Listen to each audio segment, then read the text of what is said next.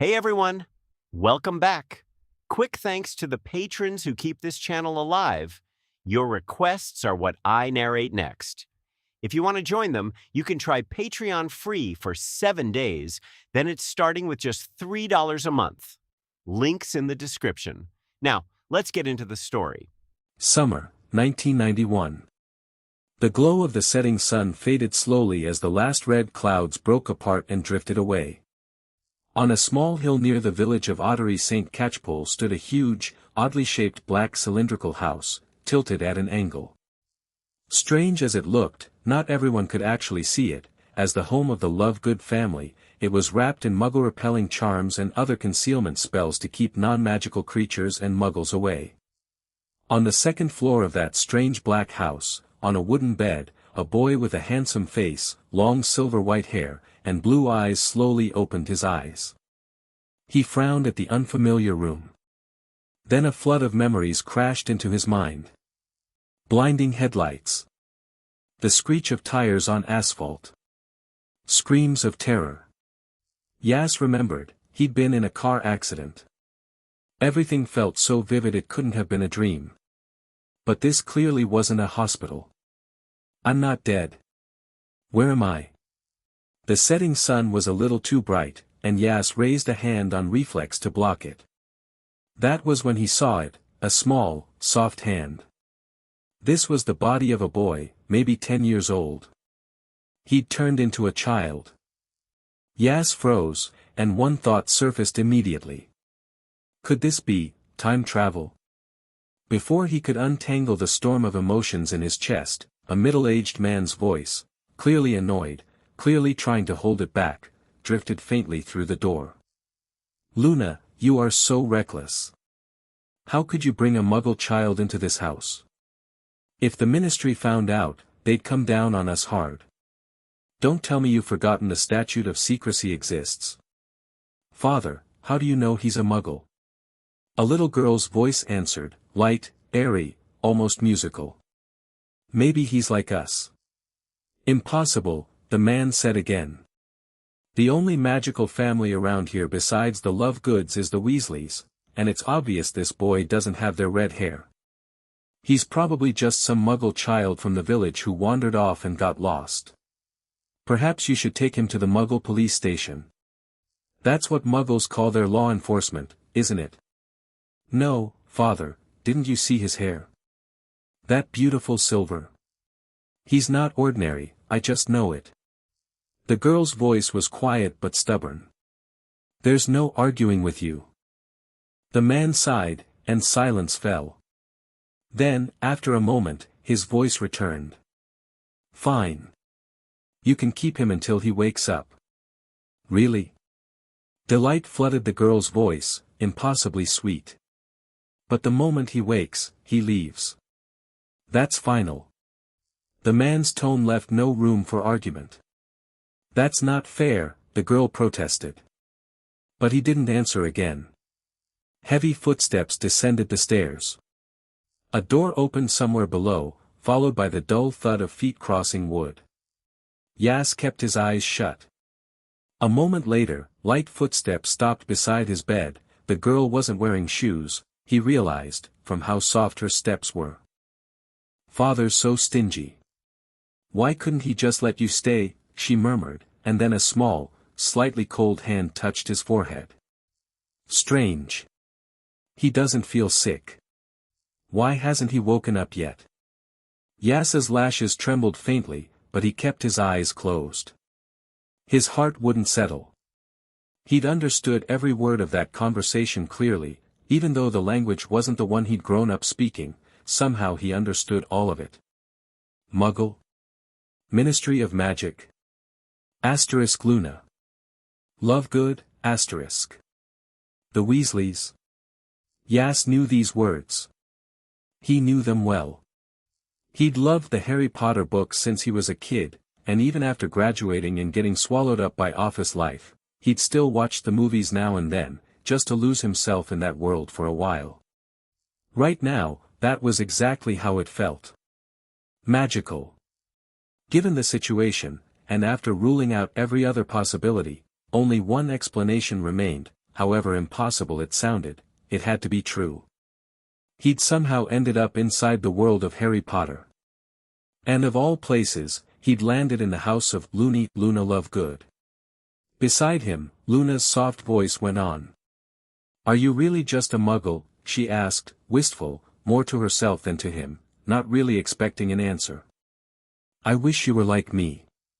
Then we could be friends and play together, don't you think? Maybe we could even go to Hogwarts together one day." "Oh, if you're a muggle, you probably haven't heard of it. It's one of the best schools in the wizarding world. That's where the greatest headmaster alive teaches, Albus Dumbledore." There was real admiration in her voice, almost longing. Hearing that, Yas pulled himself together fast, accepted the fact that he'd somehow landed in the world of Harry Potter, and started thinking about what came next. Right now, his identity seemed to be nothing more than a muggle who knew no magic. He'd traveled all this way into a fantasy world, and he couldn't even explore it properly. That thought alone was more than a little disappointing. Yas sighed inwardly. Maybe once he woke up, her father would cast a memory charm on Luna and wipe this whole thing from her mind. And his life would drift off in some completely different direction, cut off from the magical world forever. The thought left something hollow in his chest. Host detected. Binding scholar system, automatically matching an identity for the host, ***. Identity match successful. Based on this world setting, the host has been matched to a bloodline from one of the wizarding world's 28 sacred pure-blood families, the sole heir of the Shafik family, Aris Shafik. Identity data has been transmitted and integrated into this world. System starter package issued. Please check your inventory. A new set of memories surfaced, Aris Shafik's life, from birth up to now, along with details of his family background. At the same moment, the system's voice cut through everything else. The boy, Aris Shafik now, who'd been lying there with his eyes shut, playing dead this whole time, felt his mind jolt. And then, right in front of him, a massive gift box appeared, glowing gold. Was this it? The legendary cheat system and starter pack every transmigrator was supposed to get, Aris felt a spark of excitement, his full attention locked onto the glowing box. Open it. The thought had barely formed before the golden box slowly creaked open, spilling out a dazzling light. As the gift box opened, 3 rays of light poured into Aris's mind. A warm, settling feeling rose up from somewhere deep in his chest. He could feel it clearly, something was reshaping his brain, some strange and powerful force at work. In his past life, Aris had been a top student. He wouldn't have graduated with honors from Peking University and Tsinghua University otherwise. But now, his thoughts felt sharper, his mind quicker than any ordinary person's by a wide margin. The moment an idea formed, a dozen related ones followed instantly in its wake. This kind of raw thinking speed was something even the best students at Peking or Tsinghua probably never had. The system, he had to admit, was genuinely powerful. And it wasn't done yet. Once the 3 talents had settled into him, the gift box reshaped itself into a roulette wheel, simple, elegant, glowing gold. The mysterious voice spoke again. Extracting magical talent for host. A strong magical talent will be the foundation for the host standing in the wizarding world. Good luck. The golden wheel hovered in front of Aris, humming with a power he couldn't quite measure. He took a breath and studied it. The wheel was huge, split into 5 bands of color, white, green, blue, purple, and gold. White took up almost a third of it, then green, then blue, each band shrinking as it went. The gold band was the smallest by far, barely 1% of the whole wheel. Aris felt a bad feeling settle in. Anyone who'd played a gotcha game could guess exactly what this setup meant without needing it spelled out. White had to be the worst tier, gold the best. And the fact that gold took up almost nothing on the wheel didn't sit right with him at all. A 1 in 100 shot at the top tier, that would be rough even for someone with decent luck. And I'm the kind of unlucky that gets hit by a car just crossing the street. I can already guess how this goes. Guess I'm starting out as the loser template, then. Before Aris could think it through any further, the golden wool began to turn. It sped up fast, blurring into a smear of afterimages, until all he could see was a whirl of colors spinning into a small magical vortex. 1%, huh? Might as well wait for the sun to rise in the west. Aris huffed out a self-deprecating laugh, not expecting much. Still, even the worst talent beat having none at all. If it came to that, he was confident he could still pull off more than any ordinary person, top student that he was, and now carrying 3 ridiculous learning talents on top of it. Besides, he was fairly sure this scholar system wasn't going to be that simple. Aris kept his head clear and waited. This spin would shape his whole future here. Anyone in his position would be on edge, and he knew exactly how much was riding on it. From what he remembered of this world, talent decided almost everything. Every name that mattered in wizarding history belonged to someone with real, rare talent. Even the old pureblood families, for all their wealth and pedigree, struggled to produce anyone great without it. You could see as much in how many of those sacred 28 bloodlines had quietly faded over the generations. Grindelwald, the first Dark Lord. Voldemort, the second. Even Dumbledore. In the end, every one of them had shaped an era on the strength of their own raw power. The wizarding world ran on the law of the jungle even more openly than the ordinary one did. Aris understood that much clearly. As his thoughts settled, the wheel in front of him began to slow, the pointer drifting from white, into green, then blue, gradually losing momentum. 1 lap. 2 laps. After 3 more slow turns, it had crawled down to barely moving at all. Even Aris tensed up at that. The pointer eased toward purple, looking ready to stop any second. He watched it, running the odds in his head without a word. Figures. No such luck. He let out a quiet sigh. Slow as it was crawling now, the pointer still drifted straight past gold, and stopped on white. No surprises there. Strangely, Aris felt himself relax. He'd known it was coming, really.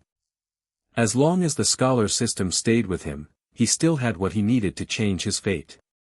What else was he supposed to expect? He'd never exactly been the lucky one.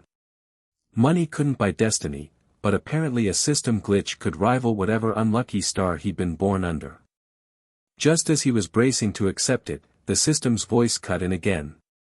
Since this is the host's first roulette draw, this spin may be repeated without limit until a satisfactory talent template is obtained. In the world of the scholar system, there is no such thing as bad luck, only probability waiting to catch up. Enjoy the process. The sudden reversal caught Aris completely off guard, and he nearly laughed out loud. Well, would you look at that, only the system itself could out stubborn bad luck. This system was insane. Probability decided everything now. Nothing but the numbers. That thought alone was oddly comforting. For someone as chronically unlucky as him, a perk like this felt like it had been designed just for him. So, realistically, how many spins until gold? Aris ran the odds in his head and spun the wheel again, calm as ever. The little vortex flared to life once more. Second spin, blue. Pass. Third spin, white again. Pass. Fourth spin, purple, at least, 4 once. Still, pass. Unlimited retries and still nothing gold. Seriously? Dozens of spins later, still not a single flash of gold. Whatever force was working against him, it wasn't giving up easily. At least the system let him keep going. Again. And again. Aris stayed calm through all of it, not a flicker of frustration. Then, more than 10 minutes in, a burst of gold light finally flared off the wheel. Gold. Legendary tier. The light reflected in his eyes as the pointer slowed and settled, dead center in that impossibly small golden band. This was it. Finally. Aris allowed himself a small, satisfied smile. Congratulations to the host, Golden Tier Talent Template acquired. As the voice finished, the reward materialized in front of him. Talent Template, Merlin. Evaluation. In the distant past, the great Merlin was known as the god of magic. His talent came as close to the limit of mortal ability as anyone in history, comparable, some say, to that of the gods themselves. He remains, without dispute, the pinnacle of the wizarding world. Note, magical talent is ranked across 10 tiers, high to low. SSS, SS, S, A, B, C, D, E, F, G. Any talent reaching S tier or above is enough to make someone a master of that field in their own generation. Looking at the golden talent card hovering in front of him, Aris's eyes lit up. He'd already been confident in his own learning ability. Even an ordinary talent, paired with that, would have been enough to make something of himself. But this wasn't ordinary. This was Merlin, the legendary figure the entire wizarding world still called the god of magic, and his card was floating right here, in front of him. Pretending not to be excited would have been a lie. Every magic-related talent on the card sat above S tier, and both white magic and transfiguration had hit SSS, the absolute ceiling for a mortal, close enough to rival the gods. A talent like this, dropped on even the dullest fool, would still be enough to grow, given time, into something close to a living weapon. And Aris wasn't a fool. He had a learning system on top of it. The special talents caught his attention too. According to legend, Merlin could shift into a wide range of animal forms and speak with any creature. He'd also served as a gifted astrologer, reading the future for King Arthur himself. Impressive on their own. But of everything on the list, it was the wandless casting that struck Aris hardest. Unassuming as it sounded, it was one of the rarest and most valuable talents in the wizarding world as he knew it. Most wizards, without a wand in hand, were barely better off than muggles. As far as Aris remembered, only a handful of the strongest wizards alive, Dumbledore among them, could cast spells reliably without one, and even then, at a fraction of their usual strength. That alone told him how significant this talent really was. For a moment, Aris couldn't even guess how far he might go with all of this stacked in his favor. Surpassing wizards like Dumbledore, or either of the two Dark Lords who'd come before, that might just be a matter of time. Fuse the talent card. The thought had barely formed before the golden card dissolved into light and sank into the depths of his soul. A strange, overwhelming feeling swept through him, his very soul seeming to shiver with it. It felt like touching something close to bliss. In the room, Luna's long golden hair, a little tousled, brushed against Aris's ear. Her silvery eyes studied his face and hair with open curiosity. There was something otherworldly about her, an air that made her seem not quite of this world. Even now, she seemed completely certain, a boy with hair and features this striking had to be special. Whatever else he wasn't ordinary. Then, without warning, a strange force radiated outward from Aris in every direction. Luna's hair lifted first, rippling like it was caught in a current, and a moment later her whole body drifted up off the floor. She wasn't the only one. Every loose object in the room, chairs, tables, anything not fixed down, rose with her, as if gravity itself had simply let go, drifting into a slow rotation around Aris. A magical surge. Luna's face lit up with surprise. The fusion of Aris and Merlin's talent had triggered a burst of magic powerful enough to shake the whole room, and Luna didn't seem to register, even for a second, just how dangerous that made things. The only thought in her head was simpler, the boy really did have magic, just like her. Her father had been wrong. He wasn't a muggle after all. Arms spread wide, Luna floated through the air with a delighted smile, weightless as a spirit, drifting in slow circles around the boy on the bed. Until hurried footsteps pounded up outside the door. Xenophilius Lovegood threw it open. He froze at the sight of the room, his whole body tensing, wand already drawn and ready in his hand. "Luna, what have you done?" Zeno's eyes went straight to his daughter, his mind jumping immediately to the worst conclusion, that whatever was happening in this room, she must be behind it. "Father, it wasn't me," Luna said, still smiling as she looked toward Aris on the bed. "I told you, this one's not ordinary. This is his magic, not mine. It's him." Zeno's gaze shifted to Aris. His first assumption, he realized, had come from nothing more than worry for his daughter. Once he'd steadied himself, he could feel it too, the source of the disturbance, radiating clearly from the boy on the bed. This much power. Zeno's brow furrowed. Who exactly is this child? Beneath the shock on his face, something closer to concern had started to settle in. Whatever this boy turned out to be, Zeno had a feeling it wasn't going to be simple. Everything in front of him made one thing impossible to deny: the boy Luna had brought home carried wizard blood, same as they did. And judging by what he was seeing, that bloodline wasn't an ordinary one either. As a rule, a wizard's raw talent tracked closely with their bloodline, that much was accepted almost universally across the wizarding world. Not without exceptions, of course. Muggle-born witches and wizards proved that easily enough. But given what he'd just felt, Zeno couldn't help the unease creeping into him over just how strong this riot of magic really was. Land. Zeno gave his wand a light flick, and every object floating in the room lost its lift at once, dropping back to the floor, Luna included, still reluctant to come down, caught gently by her father and set back on her feet. "Father, can we keep him? My little brother?" Luna asked. Aris's identity was still very much unconfirmed, but as far as she was concerned, that hardly mattered. If he really was a wizard, the statute of secrecy wasn't even a concern anymore, and they could simply be friends. It didn't seem to occur to her, or she simply didn't care, that a strange, unidentified child showing up in their home might come with a few complications of its own. Zeno didn't answer her. He was still looking at Aris. Then he crossed the room to the bed. "Wake up.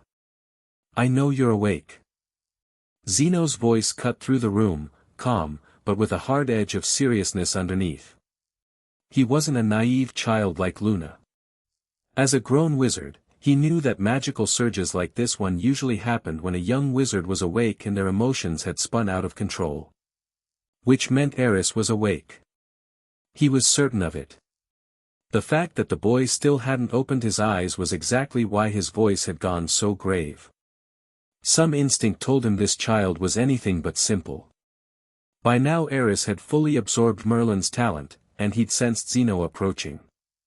Pretending any longer was pointless, so, slowly, he opened his eyes. He took in the room, then looked at Zeno, perfectly composed. "Who exactly are you?" Zeno's voice was sharp, almost demanding. To his surprise, the boy didn't so much as flinch. No panic, no fear, just a steadiness that had no business belonging to a child that age. "My name is Aris.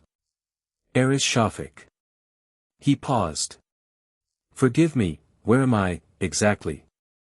Facing that calm, Zeno's expression only grew more serious. For reasons he couldn't quite name, sitting across from this boy felt less like facing a child and more like facing a grown man who'd already seen a great deal of the world. And then there was the surname. Shafik. The name tugged at something in his memory. As he turned it over, his face shifted, and all at once understanding, shock, and confusion crossed it together. He looked the boy over again, more carefully this time. "Don't be alarmed, we mean you no harm." Before Zeno could get another word out, Luna had already trotted over to Aris's side, a bright little smile on her face, one small hand outstretched. "This is my home. I'm Luna Lovegood, and this is my father. It's lovely to meet you." Her voice was soft and airy, and somehow instantly reassuring. "It's lovely to meet you too." Aris smiled and reached out to shake her hand, and he meant it. Even before all this, back in his old life, Luna had been his favorite, the strange, elf-like girl from a world he'd only ever read about. Now her hand was actually in his, small and warm, and the whole thing felt faintly like a dream. Zeno stared, a little dazed, as the two children struck up an easy friendship in seconds, but the surprise inside him only kept building, tangled up now with a deep confusion. "Shafik," he said at last, unable to hold the question back. "What is your connection to the Shafik family?" Aris turned to answer him. And just then, an owl hooted outside the window. A swift shape swept in through the open frame, circled the room once, and dropped a letter neatly in front of Aris. "Is that a Hogwarts acceptance letter?" Zeno started, then blurted it out, baffled. He recognized the crest on the envelope at once. And clearly the letter was meant for Aris. Luna wasn't yet 11. Hogwarts' most important magical instruments, the Quill of Acceptance and the Book of Admittance, tracked every magical child as they came of age. They didn't make mistakes about who received a letter. "You actually got an acceptance letter from Hogwarts." Luna froze for a beat, then recovered fast, the smile returning to her face, a spark of excitement lighting it up. "Hurry, read it. See what it says." Her urging left Aris a little dazed, so much so that he forgot to finish answering Zeno. He'd only just arrived in this world, and a Hogwarts letter had already found him. That fast? Belatedly, he picked up the parchment envelope. A dark red wax seal sat on the flap, and beneath it a shield-shaped crest, a lion, an eagle, a badger, and a snake ringed around a capital H, unmistakable. He turned it over. The address was written in emerald green ink, in a fine, elegant hand. Mr. Shafik, the room on the left, second floor, the Lovegood house, by the hill Ottery St. Catchpole.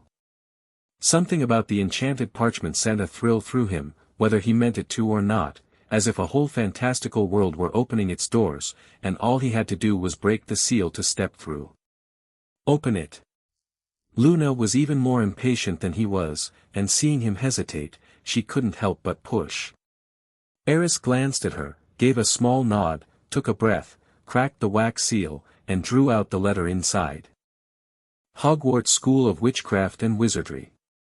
Headmaster, Albus Dumbledore. Order of Merlin, First Class, Grand Sorcerer, Chief Warlock. Supreme Mugwump, International Confederation of Wizards.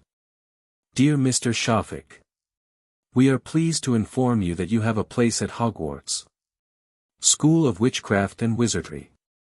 Please find enclosed a list of all necessary books and equipment.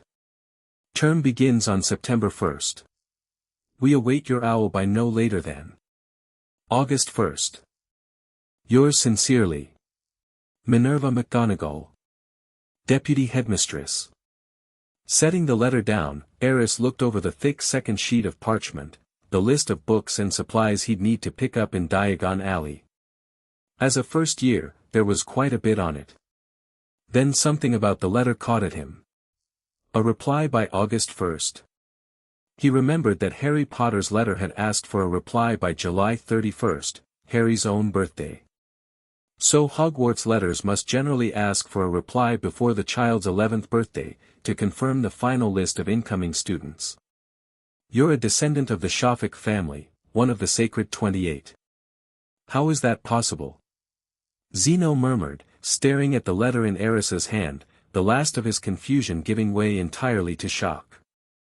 In the wizarding world, blood meant a great deal. The name Shafik belonged to one of the 28 sacred families. No one outside that line could carry it. And the Hogwarts letter had just confirmed Aris was a wizard, which meant, in all likelihood, he really was one of them. Zeno lowered his head, brow drawn tight in thought. What is it, father? Luna looked over. Aris was a little thrown too. He couldn't work out why Zeno had landed so firmly on the Shafik family, even if the identity the system had given him did, in fact, belong to that line. And he was its last heir, no less. Zeno lifted his eyes back to Aris, surprise still plain in his voice. They say that ever since the rise of, well, that man whose name no one dares speak, the last two members of the Shafik family vanished from the wizarding world. No trace of them, nothing. Some say they were killed for refusing to bend to him, and that's why they disappeared so completely. The other sacred families never spoke a word about what became of them. We all assumed the Shafik line was simply gone.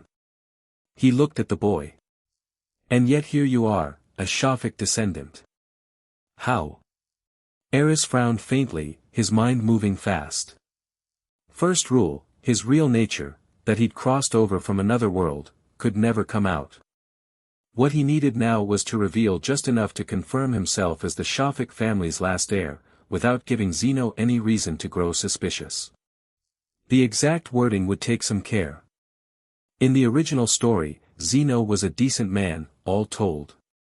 Until Aris got a firmer footing in this world, staying here didn't seem like a bad option at all. Zeno's voice cut through the room, calm, but with a hard edge of seriousness underneath. He wasn't a naive child like Luna. As a grown wizard, he knew that magical surges like this one usually happened when a young wizard was awake and their emotions had spun out of control.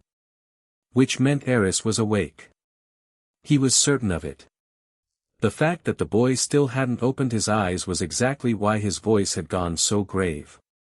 Some instinct told him this child was anything but simple. By now Aris had fully absorbed Merlin's talent, and he'd sensed Zeno approaching. Pretending any longer was pointless, so, slowly, he opened his eyes. He took in the room, then looked at Zeno, perfectly composed. Who exactly are you? Zeno's voice was sharp, almost demanding. To his surprise, the boy didn't so much as flinch, no panic, no fear, just a steadiness that had no business belonging to a child that age. My name is Aris. Aris Shafik. He paused. Forgive me, where am I, exactly? Facing that calm, Zeno's expression only grew more serious.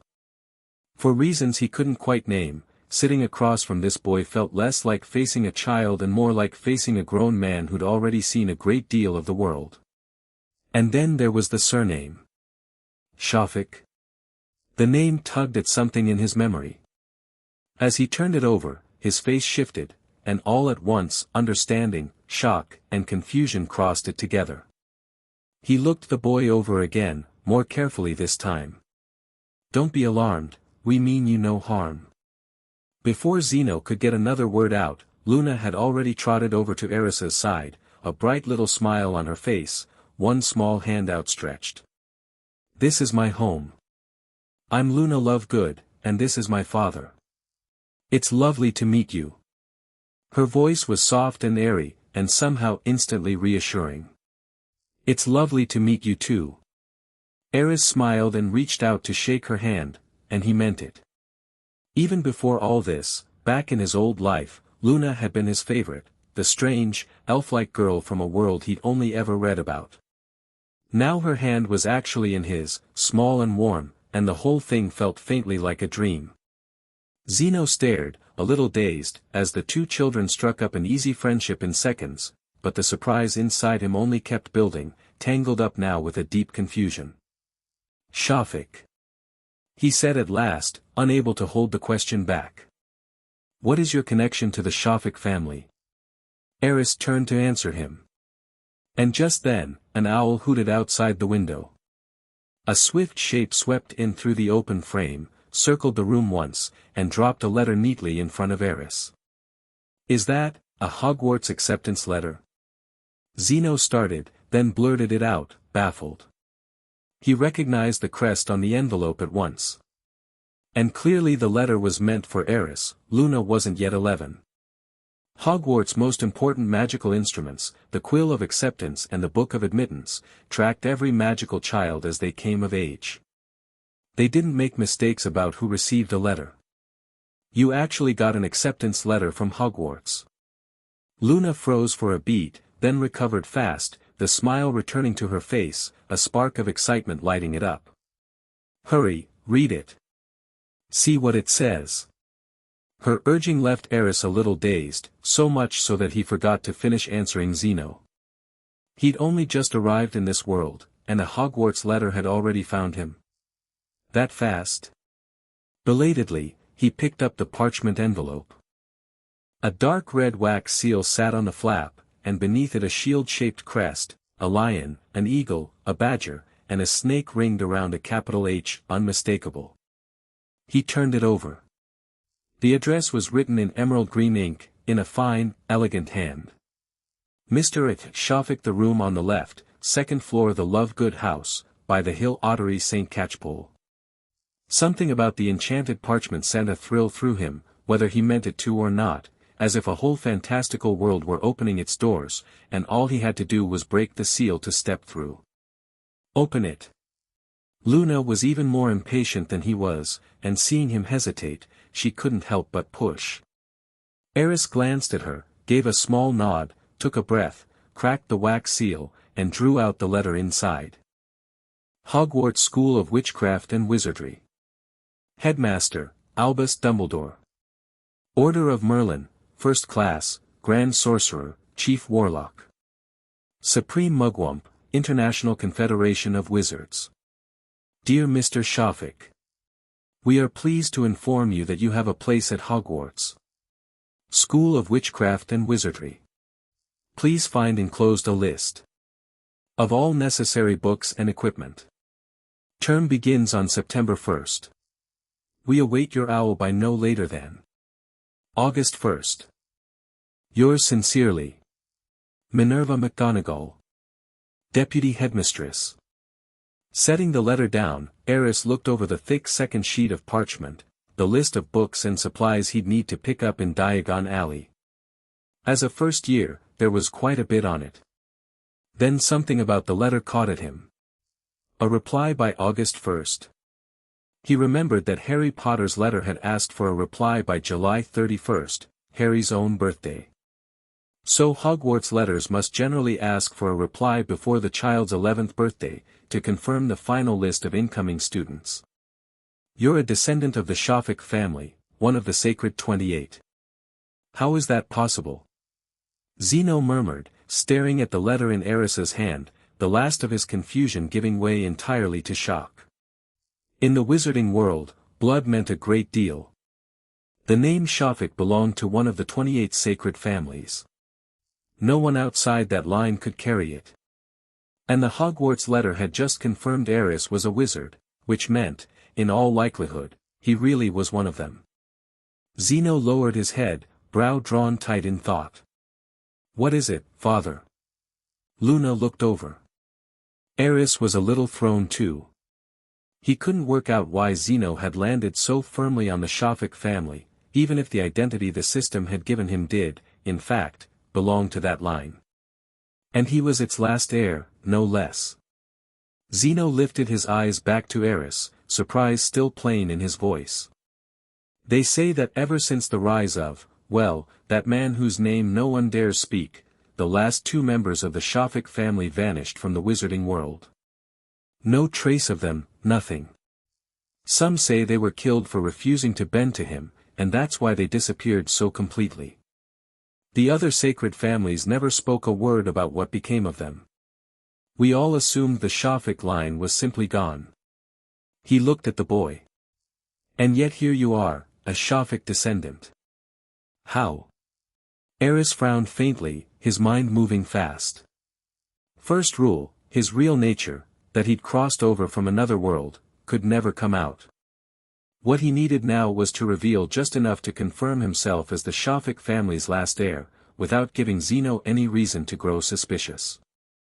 The exact wording would take some care. In the original story, Zeno was a decent man, all told. Until Aris got a firmer footing in this world, staying here didn't seem like a bad option at all. Looks like it's showtime. Aris sighed inwardly. When he looked up a moment later, his eyes had filled with confusion and something close to helplessness. I don't really know either. I don't remember anything from before. As far back as I can recall, I've just been drifting from place to place, until a day ago, when I passed out from hunger somewhere and woke up here. Zeno frowned slightly as he listened. You're just a child. How could you have survived out there on your own? He clearly wasn't satisfied with the answer, there was an edge of interrogation in his tone. Father, he's still a child. Luna shot him a reproachful look, plainly unhappy with how sharp he was being. I'm sorry. I only wanted to learn a little more about you, so I could get you home as soon as possible. Zeno softened a touch, though his manner stayed stiff. It's all right. I'm used to it. Aris said it evenly, then looked Zeno in the eye and went on, serious now. In all my years of wandering, I've met people with far worse manners than yours. I've slept under bridges. Dug meals out of rubbish bins. Fought stray dogs over scraps. He paused. There were nights I was sure the cold and the dark would take me before morning, that I'd never see the sun again. You saved me. I'm grateful for that. With that, Aris stood, bowed to Zeno and Luna both, then turned and started for the door. He wasn't inventing any of it. These were the real memories of the boy whose body he now wore, folded into the information the system had passed to him, so it wasn't quite acting, even if, strictly speaking, the one who had lived through it all wasn't him. Wait, where are you going? Before Zeno could react, Luna hurried forward and caught his arm, a thread of worry in her voice. I think it's probably best I don't stay here any longer. The confusion had cleared from Aris's face, replaced now by a childlike stubbornness. Father. Luna's brow creased. Zeno opened his mouth, then let out a long sigh. Perhaps, you could rest here for the night. He plainly hadn't expected the boy's history to be so bleak, and it seemed to sit uncomfortably with him. His eyes gradually softened, and his tone gentled. I'm sorry. I only wanted to be sure. Even so, the worry didn't leave his eyes. He knew perfectly well that once Hogwarts' quill of acceptance and book of admittance had recognized Aris's surname, there could be no mistake about it. By every sign, Aris was very likely the last of the Shafik bloodline, and therefore the last heir of that ancient wizarding family. Everyone understood what that meant. The final heir of one of the sacred 28 would inherit the entire fortune of his house. And each of those 28 families had once been formidable. Shafik holdings had reached into nearly every corner of the wizarding world, there were even rumors of considerable assets on the Muggle side. And right now, all of that rested on a boy who'd only just turned 11. With so many pureblood families in decline these days, it was all but inevitable that someone would covet a fortune like that, and start entertaining dangerous ideas.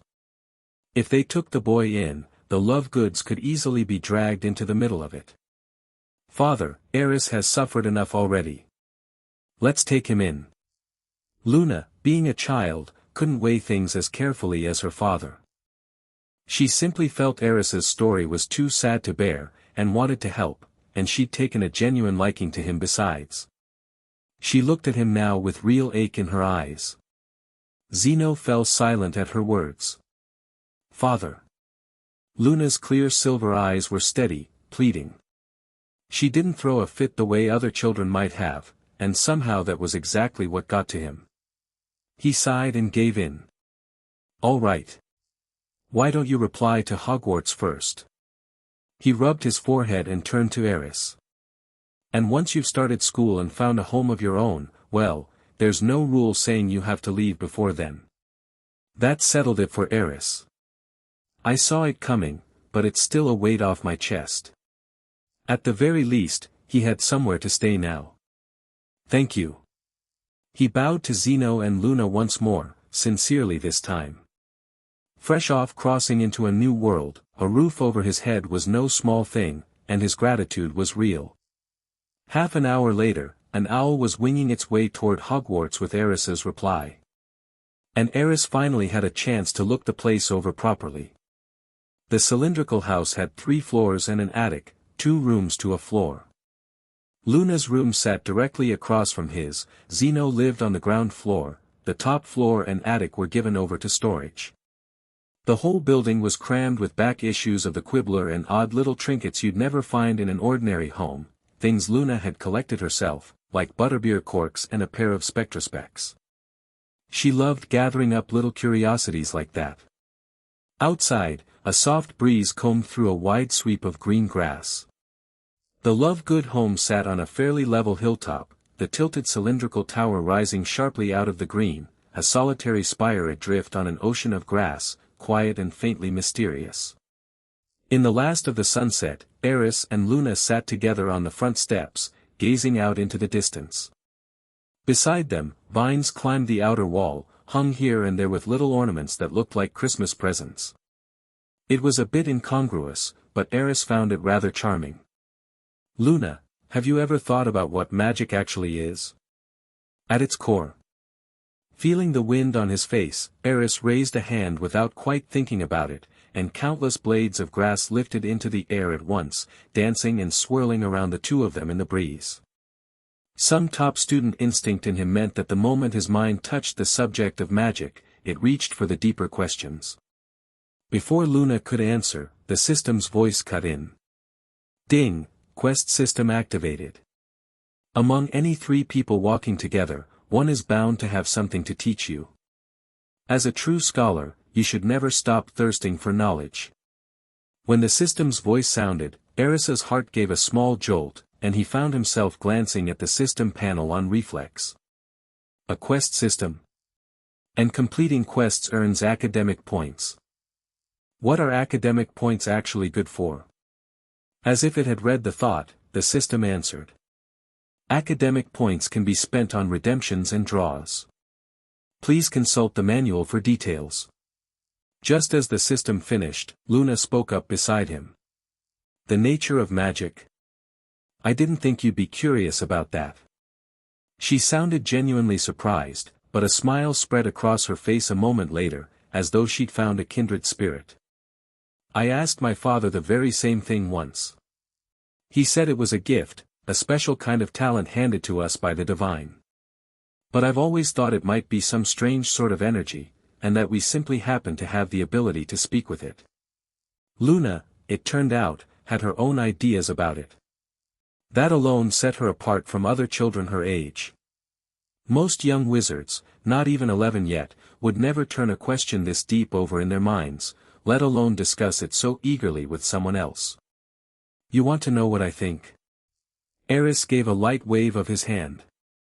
The blades of grass drifting in front of him arranged themselves into a string of symbols Luna couldn't begin to read, something that looked like an equation. "I spent some time in the Muggle world once, and picked up a few things. Like this. The air we're breathing right now is made of all sorts of elements, nitrogen, oxygen, carbon dioxide, and more. In the Muggle world, every kind of energy has a formula like that, a composition you can break down. They study these elements to work their way toward even smaller things, molecules, atoms, a whole microscopic world we can't see. So I've been wondering, what if magical energy has an elemental formula too? Only no one's ever studied it properly. Not one person in the entire wizarding world has ever really looked." His mind kept turning it over, and his eyes slowly brightened. If magical energy really were a physical substance, something material, not just some abstract, formless force, then being able to break it down and understand it might let him reshape the whole of the wizarding world. No. Not just the wizarding world. If it came to that, perhaps even ordinary people could learn to work magic. The entire world would change beyond recognition. That's a bold idea. Luna turned to face him, surprise glinting in her eyes. A fascinating one, too. There's even something almost enchanting about what it would mean. If you really want to dig into it, maybe the professors at Hogwarts could help once you're there. I'm hoping so. Aris smiled. The quest system was up and running now, which meant he could earn academic points every day just by asking questions. The professors, clearly, were in for no small amount of trouble down the line. Still, one thing about the quest nagged at him. "Teacher, does that mean the questions have to be aimed at an actual teacher?" The moment the thought formed, the system chimed in again, along with a reward. "Congratulations, daily quest progress 1/3, 100 academic points obtained."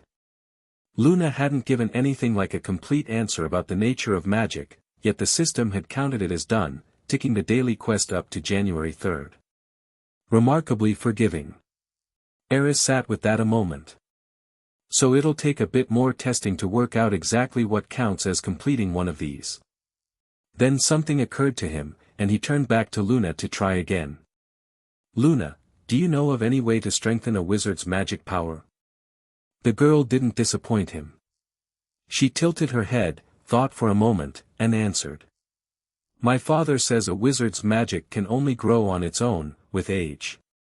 Usually it peaks somewhere in middle age and then slowly begins to fade. There are exceptions, of course, Headmaster Dumbledore, for one. Beyond that, it's supposedly very hard to raise your magic power by any other means. Maybe some potion, or some alchemical creation, could do it. But father didn't seem too sure about the deeper questions like that. Aris nodded, thoughtful. Then the system spoke once more. Congratulations, daily quest progress February 3rd. 200 academic points obtained. So the first time wasn't a fluke. As long as the person he asked actually answered his quest question and gave him real, useful information, the quest counted as done. And the difference in rewards, that was probably down to how complete the answer was. The fuller the answer, the bigger the payout. Aris smiled. Among any three people, one is bound to have something to teach me. The old sages never steered me wrong. Right. One more try. But this time, a different approach. Luna. If you've got any questions, ask away. I'll answer every one of them, Luna said, looking rather like she enjoyed the idea of being the one doing the teaching. Perfect. A smile crossed Aris's face. You really are a good sort, aren't you? He thought for a second, and then an idea struck him. Luna, what's inside your father's left coat pocket? Huh? The question caught Luna completely off guard. She gave him a strange look. Aris, why on earth are you asking that? No reason. Just a little curious. Aris rubbed his nose. In truth, he only wanted to test whether the daily 3-question quest would trigger on any question at all. Luna hesitated, but in the end she nodded. All right, wait here a moment. I'll go and ask.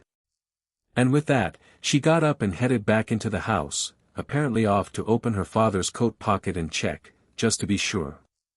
Thorough, too. That's Luna for you. Watching her retreating figure, Aris nodded to himself, satisfied. No wonder she ends up in Ravenclaw. That thirst for knowledge is the real thing. Aris looked up and stretched his neck. Just then a black speck appeared in the distance, growing steadily larger. An owl. Aris lowered his head over the letter, thinking. After a moment, his expression turned a little odd. Seems Hogwarts is taking a real interest in me. Ordinary students don't get a professor sent to their door, that's usually reserved for the more complicated cases. Muggle-born children, say. Or a certain boy who lived. But a moment later, his thoughts shifted, and he brightened. They say Professor McGonagall is tremendously knowledgeable. I'll have to put some questions to her, the nature of magic, especially. I might get some real answers without even waiting to reach Hogwarts. His murmured words drifted off on the evening breeze, warm with the last of the sunset. Inside the house, Zeno stood at a second-floor window, watching the boy down below. He'd just seen Aris set those grass blades dancing with a careless wave of his hand. Even now the surprise hadn't quite left his face, his brow was drawn, and the worry in his eyes had only deepened. Such raw talent. He hasn't even started school, and already he can lift grass into the air and shape it at will. This child's gift is extraordinary, truly worthy of the sacred 28. I should have known he'd be anything but ordinary. Which means I'd best learn what I can about the Shafik family, and quickly. The sooner he's sent on his way, the better, there's no telling what kind of trouble he might bring down on us otherwise. Cruel as that sounds. Luna comes first. Nothing can be allowed to touch her. As the quiet thought faded, something firm settled into Zeno's eyes. His daughter was what mattered most. For Luna, he'd have sold his own soul, never mind a boy who was no relation to him at all. "Father? What are you doing up here?" Luna's voice came suddenly from behind him. Zeno smoothed his expression at once and turned with a smile. "Oh, just thinking about what to make you for supper. How does bread and butter sound? And some Gertie-root tea, your favorite. The two go together perfectly. I can already smell the Gertie-root." Luna grinned and gave a little shrug, meaning it suited her fine. "Oh, father, what's in your left coat pocket?" Zeno blinked, thrown. "Nothing." His hand went to the pocket on reflex, and something faintly awkward crossed his face. "Why is Luna suddenly asking me something so odd?" "Oh, it's Aris." He said he was a bit curious. Luna didn't catch the flicker of embarrassment on her father's face. She stepped closer and simply reached her small hand straight into his pocket, and pulled out a pair of socks that carried a distinctly strange smell. She stuffed them back in with visible distaste and frowned up at him. "Father, you really ought to wash your socks. They won't clean themselves just sitting in your pocket." With that, and one last strange look, she turned and trotted back downstairs. Zeno was still standing there, not quite caught up. "Aris? Curious about what's in my pocket? What is that supposed to mean? He gets a sudden interest in my pocket and sends Luna up to check it. Couldn't he have picked something a little more useful?" His face burned. His dignity as her father was in tatters. Boys really aren't half as sweet as girls. It was a stinky sock. Luna grumbled the words as she came back to Aris's side, thoroughly put out.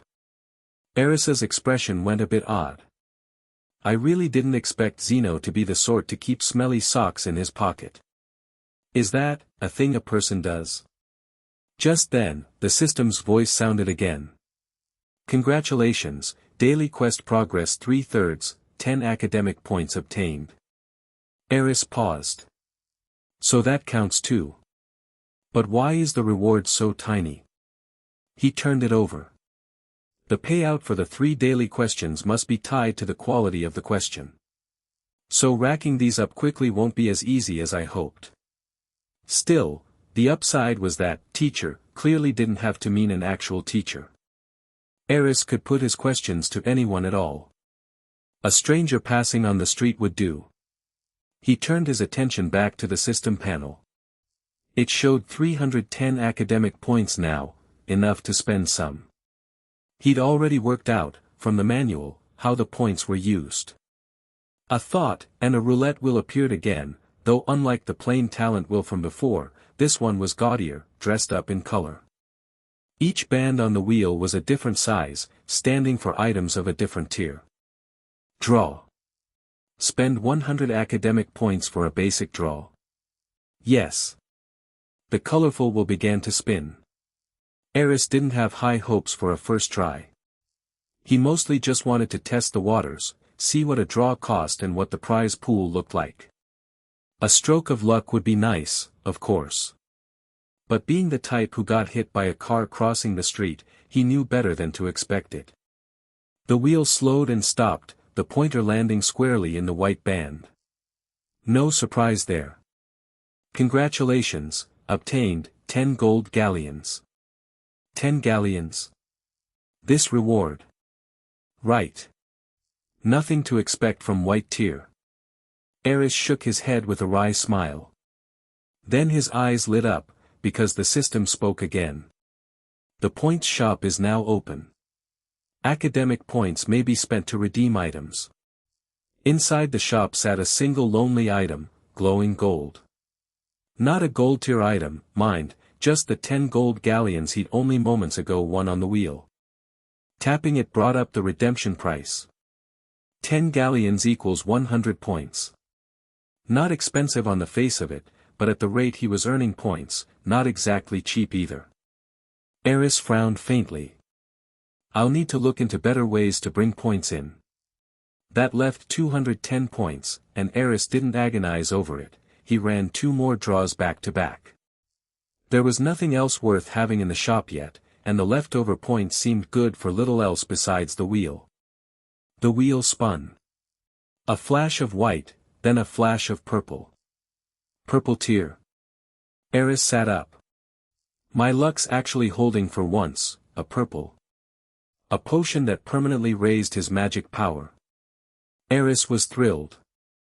Steep for now, but as more ways to earn points opened up, it shouldn't be hard to afford down the line. With something like this, he'd effectively be able to raise his magic power without limit.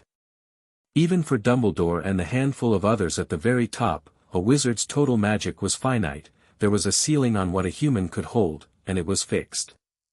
And Aris already had a way to break through it. 100 thoughts raced through his mind before he finally let out a long breath. One bite at a time, though. Tempting as the potion was, it was useless without points. So the priority is clear, earn academic points, and fast. Hogwarts. The headmaster's office. As the stone gargoyle guarding the revolving staircase slowly turned aside, Professor McGonagall pushed the door open and stepped into the office. Headmaster, we still haven't heard back from the letter we sent young Harry. Shouldn't we send someone to look into it right away? I'm certain something's the matter over there. There's no need to worry, Minerva. Behind his desk, Albus Dumbledore closed a thick book and spoke unhurriedly. The bright blue eyes behind his half-moon spectacles were sharp and clear, yet carried a gentle, reassuring strength. His long silver hair and beard were unmistakable, the very picture of a great wizard. On a perch beside the desk, the Phoenix Fox lifted his head, spared McGonagall a single glance, then lowered it again to preen his wings with his pointed beak. He seemed to have little interest in the visitor. Dumbledore rose and gathered the books on his desk, then gave a light wave of his hand. They floated up on their own and drifted back to their places on the shelves. That child has been through a great deal. We ought to have realized reaching us wouldn't be simple for him. So I've asked Hagrid to go and fetch him. He paused. It may take a little while yet. Dumbledore's eyes twinkled, lending him that easy air of a man who had everything well in hand. Hagrid?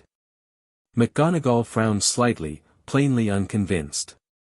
Are you truly comfortable trusting something this important to him? She'd always felt that Hagrid, with his giant's blood, could be a touch slow about certain matters, perhaps not the right choice for a task like this. I would trust Hagrid with my life, Minerva.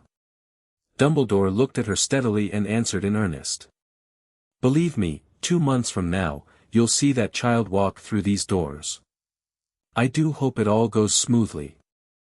McGonagall still couldn't set the worry aside entirely, a trace of it lingered in her eyes.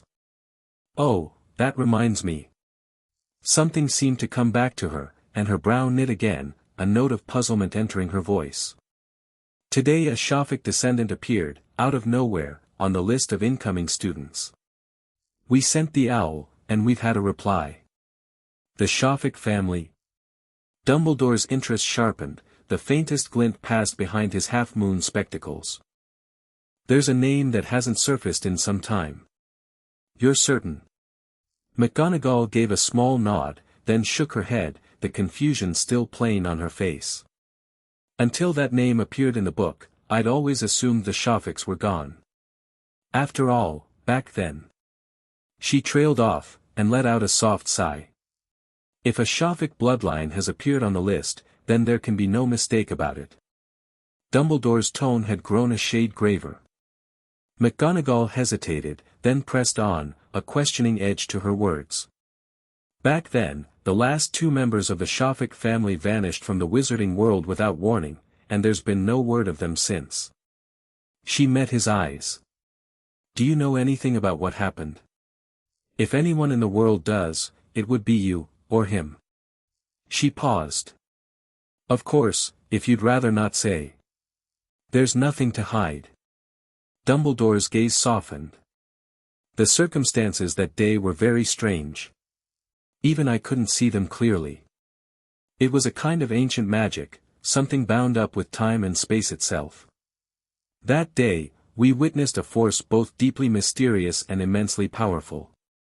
As he spoke, a distant, reminiscent look came over his face, touched with something like awe, as though he were recalling a thing that had shaken even him. McGonagall's brow furrowed, surprise flickering in her eyes. She could scarcely picture a power that even Dumbledore hadn't been able to fathom. She knew his learning and his strength better than almost anyone. And that was exactly what troubled her. The boy called Aris might well be the Shafik family's last heir, yet she, and the school, knew next to nothing about him. Well then, my dear, do you intend to go and meet him yourself? Dumbledore had clearly read her thoughts, and asked kindly. Yes, headmaster. I still think we ought to meet the child first. That's quite all right. Dumbledore nodded, then asked, almost as an afterthought, by the way, what is the child's name? Aris Shafik. A fine name. The silver-haired old wizard nodded slowly, thoughts turning behind his eyes that no one else could read. Thank you for your trouble, Minerva. Their conversation ended quickly. But even after McGonagall's back had vanished behind the revolving stone door, something unreadable lingered in Dumbledore's expression. A long while later, he lifted his head and gave a gentle wave. The quill on the desk seemed to come alive, dashing line after line across a sheet of parchment. When it finished, the letter folded itself and slipped neatly into an envelope. Fawkes, if you would. Dumbledore stroked the phoenix's feathers and murmured the words. The bird was almost human in its understanding. It gave a soft trill, took the envelope up in its beak, and with a sweep of flame-red wings sped out of the castle, dwindling into the far reaches of the sky. It was very late. Aris lay on the bed on the second floor of the black cylindrical house. His eyes were shut, but sleep wouldn't come, as if some strange force had his nerves lit up and wide awake. Everything that had happened today felt like a dream. Even now, he couldn't quite convince himself it was all real. But the system panel hovering in his mind told him plainly enough that it wasn't. This night is endless. Aris sat up and rubbed his head. He couldn't wait for dawn. Because once morning came, a professor from Hogwarts would arrive. Maybe it would be Snape, the dour, long-haired professor forever at odds with Harry in the story. Or McGonagall, all sternness on the surface but deeply devoted to her students underneath. Whoever it turned out to be, Aris found himself looking forward to it. Tonight's supper had been a bit of a novelty, but, frankly, not a very good one. Spoiled as he was by the food of his old life back east, Aris had found the buttered bread and the strange, unidentifiable tea rather hard to get down. He took a sip of water but didn't lie back down. Instead he picked up a magazine from the bedside table and began to read. The cover read The Quibbler, the latest issue, the one Luna had given him. Barely a minute in, the system's voice sounded in his mind, right on cue. Aris's latest discovery was that reading books earned academic points. Originally, he'd meant to borrow one of Luna's textbooks, the Standard Book of Spells, say, to see whether he could get a head start on learning a few spells. His talent was strong enough, and with his knack for wandless casting, there shouldn't be any trouble, in theory. But Zeno had pressed the Quibbler on him instead, and so earnestly that when Aris saw the hopeful, sincere look on the man's face, he hadn't the heart to refuse. He'd taken it gladly rather than hurt the man's feelings. Aris had expected that reading might earn points. It was a scholar's system, after all, and what was a top student if not someone who read and drilled themselves half to death? What he hadn't expected was that magazines would count too. That was a pleasant surprise. Clearly the system's definition of reading wasn't especially strict. A book's a book. I won't be picky about it. The night deepened, and the light in the little house stayed on until the early hours. With his gift for speed reading, Aris happily worked his way through every recent issue of the Quibbler, and only after pocketing another 300 points did he finally drift off, content. More than that, with his sharpened mind and near photographic memory, the magazines gave him a far fuller picture of this world. The quibbler carried none of the authority of the Daily Prophet, but its angle on events was strikingly its own, and set against the memories already in Aris's head, it turned up no shortage of things he hadn't pieced together before. Like how the Malfoys and a handful of other pure-blood families threw their weight around inside the ministry, and how shamelessly they helped themselves to whatever they pleased.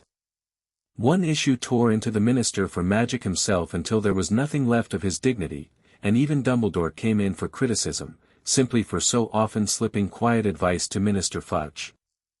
That gave Aris a moment's private astonishment. A magazine bold enough to openly attack the Minister for Magic, the closest thing the wizarding world had to official authority, and the quibbler still hadn't been shut down for it. A strange thing indeed.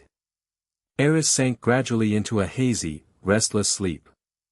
But all sorts of strange images kept flashing behind his eyes, sometimes shrill screams, sometimes spells streaking past in flashes of green light, and once, a strange, noseless face with no clear features at all, staring at him in horror.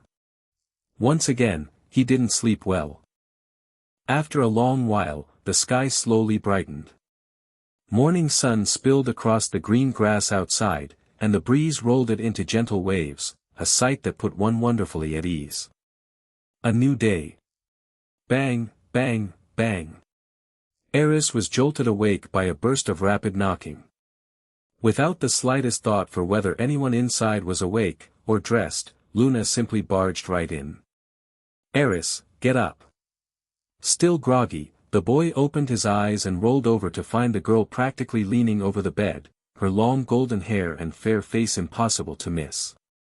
Father says the Hogwarts professor should be here soon, you need to get up, quickly.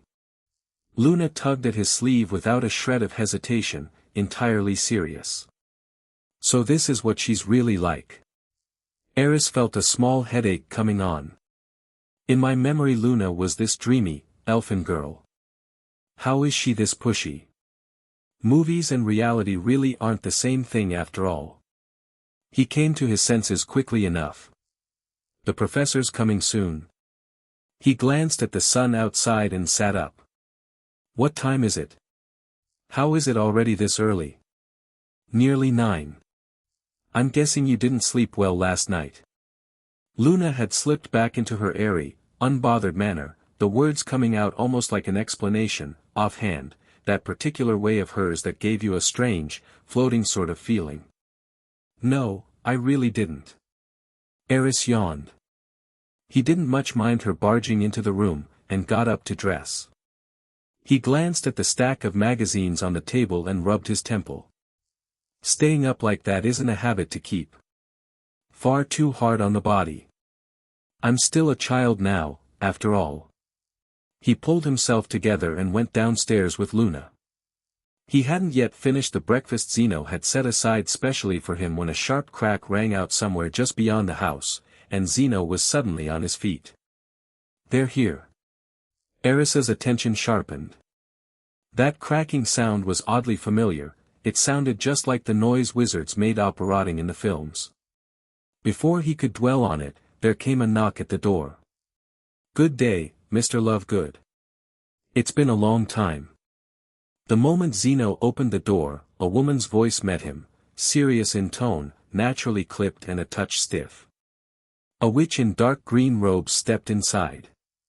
Professor McGonagall, it has been a while. Zeno smiled and answered politely. I was wondering who Hogwarts might send to see to this child. I never imagined it would be you. Headmaster Dumbledore takes this child very seriously. Professor McGonagall's cheeks lifted stiffly into a smile that looked distinctly forced, though anyone who knew her knew that was simply how she smiled. Of course. This child is rather special, after all. Zeno stepped aside and welcomed her in. McGonagall's gaze went straight to the boy at the table, a flicker of curiosity in her eyes, though seriousness and gravity outweighed it. You would be Aris Shafik, I presume. That's me. Aris had already risen to his feet. There's no need to be nervous, child. She came closer, studying the silver-haired boy carefully. I am Minerva McGonagall, and from now on I shall be one of your professors at Hogwarts. It may be a little forward of me, but I confess I'm curious. She turned her head suddenly toward Zeno. How does this child come to be here? Plainly she was still in the dark about Aris's origins, and hoping to get something definite out of Zeno. He was lying unconscious on the grass, so I brought him home. But it wasn't Zeno who answered, it was Luna, who hadn't spoken until now. She said it in that way all her own, calm and even. It was nearly dark by then. We couldn't very well leave him out on the grass all night, could we? Of course not. McGonagall nodded again and again, her tone softening noticeably, a smile returning to her face. You did exactly right. You're a clever child. I dare say when you come to Hogwarts, you'll be sorted straight into Ravenclaw. It's full of kind, clever children like you. With that, she turned back to Aris, and her voice gentled further. So, what about you? Do you have any questions for me? Aris thought for a moment, then nodded. There is one thing, actually. His eyes were clear, his face all harmless innocence, his tone brimming with curiosity and earnest hunger to know. Forgive me, Professor McGonagall, could you tell me what the true nature of magic is? When Aris finished, an eerie silence settled over the room. Luna's eyes were shining as she looked to Professor McGonagall with the same curiosity, the same expectation. Clearly she was every bit as interested in the question, and hoping the Hogwarts professor would supply the answer. Zeno, for his part, looked faintly stunned, as though he'd never dreamed Aris would ask such a thing. The nature of magic? Is that really something an 11-year-old boy ought to be fretting over, or even thinking about at all?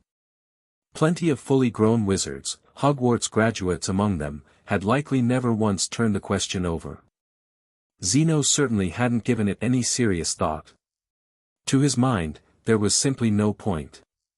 Using magic didn't require understanding what magic was, he'd always taken it to be nothing more than a wizard's gift, an ability one was born with. Child, perhaps I misheard you. Professor McGonagall seemed unable to quite believe he'd asked it, and pressed for confirmation.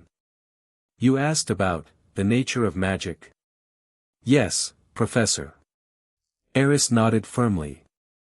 I only found out yesterday that I'm a wizard, so I've been rather curious about magic. His expression was perfectly earnest, not a trace of a joke in the look he gave her. Which forced McGonagall to take it seriously in turn. Listen, child, you're still very young. She frowned slightly, her manner turning to one of genuine, kindly advice. Once you've gone to school and learned to control your magic, once you truly understand what it can do, there'll be time enough to take on deep questions like the nature of magic. There's really no need to burden yourself with so much just now. Wouldn't you agree? To her way of thinking, it did a young wizard no good to brush up against questions this weighty before he'd even started school, least of all one as green about magic as Aris still was. Wrestling with problems that profound meant running into wall after wall, and that kind of setback could easily wear away a child's confidence. So even if she'd known the answer, she likely wouldn't have given it now. Yes, if she'd known the answer at all. Still, Aris's hunger to learn pleased her enormously, quite unlike some of the little daredevils over in her own Gryffindor house, who spent their every waking hour dreaming up new ways to cause trouble and break the rules. I think.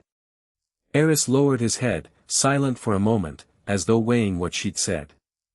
When he lifted it again, he found the usually stern witch watching him with a kind of relief, and a faint edge of nerves underneath. This is where the other children would back off. But Aris wasn't going to. The system reward hadn't come through yet. Professor, you don't actually know, do you? Of course McGonagall started to protest on reflex, then found she hadn't the faintest idea how to begin. The nature of magic was a puzzle that famous wizards had chased their whole lives, and not one of them had ever dared claim to truly understand it. And she was an ordinary Hogwarts professor, whatever she knew went no further than the basics. In that moment, she realized with a jolt that she genuinely had no idea how to explain it to the boy in front of her. Should I simply admit I don't know? And then what dignity would I have left in front of the child, ever again? Is my question too complicated? Have I stumped you, Professor? There wasn't a flicker of anything else on Aris's face. Anyone watching would have read it as nothing but innocent inquiry. But to McGonagall, the words landed hard, with a distinct sting of irony to them. There was nothing she could do but keep her face composed and say nothing. Catching the shift in McGonagall's mood, Zeno's own expression flickered. He put a hand to his forehead and groaned inwardly. Is this boy simply young and clueless, or is he doing it on purpose? Challenging a professor to her face like that. Does he still want a place at Hogwarts or not? McGonagall was Hogwarts' deputy headmistress. If she truly took offense, it wasn't out of the question that Aris's admission could be revoked. Professor McGonagall, please don't be upset. I promise you Aris meant no offense, isn't that right? Zeno hurried to smooth things over, shooting Aris a pointed look. McGonagall's feelings were a tangle, a tightness gathering in her chest. Aris seemed to take the hint, and nodded quickly. I didn't mean to offend you. I only wanted an answer. Then he added, lower, if the professor can't answer it now, I don't mind giving you some time, you could just tell me once we're at school. Aris. Zeno felt thoroughly worn out. He gave the boy a speechless look and made a small cut-it-out gesture. That's quite enough. McGonagall's face turned suddenly grave. She looked at Aris in earnest. Child, a love of learning is a fine thing, that's no fault of yours. But you shouldn't be so rude as to interrogate a school professor like that. As I told you, this question is far too deep, not something you ought to be dwelling on at your age. If you truly wish to know, I give you my word, once you've started school, I'll give you an answer you'll be satisfied with. As she spoke, McGonagall reached out and gave his shoulder a gentle pat, her expression solemn. Really? Aris's eyes lit up. Of course it's true. McGonagall tilted her head, her gaze abruptly sliding away from his. Meeting all that curiosity, those shining eyes, she felt a sudden pang of guilt. She knew perfectly well that an answer to this wasn't something one turned up in any short span of time, and she knew she was simply putting the child off. But to keep some shred of her dignity as a professor intact, she had no choice but to make the promise. Otherwise she truly had no idea how to bring this whole business to an end. Never mind. Worst case, I'll go back and consult the headmaster. So she told herself. Dumbledore's bound to know more than I do. And if even that fails, there are all those books in the school library, surely one of them has something on the nature of magic. Well, perhaps. Professor, I have another question. Just as McGonagall was lost in thought, Aris's voice rang out again, and her heart clenched all over. Aris said the two words calmly and scattered the Floo powder at his feet. A ball of green fire leapt up around him. He felt his body rushing along a dark, narrow passage, glowing fireplaces flickering past on every side, each one an exit onto the Floo network. But he clearly hadn't reached his stop yet, those exits flashed by and were gone in an instant. Then light bloomed ahead, his body went weightless, and all at once he was back on solid ground. Quick, out you come, someone's coming through behind you. Luna's familiar voice reached his ears, and then a small hand caught hold of him and tugged him clear of the fireplace. Only then did Aris come back to himself.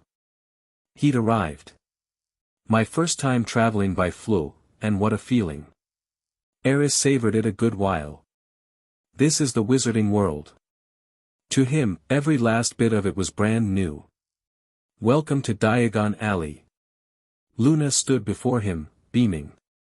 A wave of bustling noise flooded over Aris, and a street thick with magic opened up in front of him. Owls swept overhead, robed witches and wizards streamed up and down the road, some with pets perched on their shoulders. All along the street, vendors hawked magical trinkets and treats Aris had never laid eyes on, sweets shaped like little jack-o'-lantern pumpkins among them.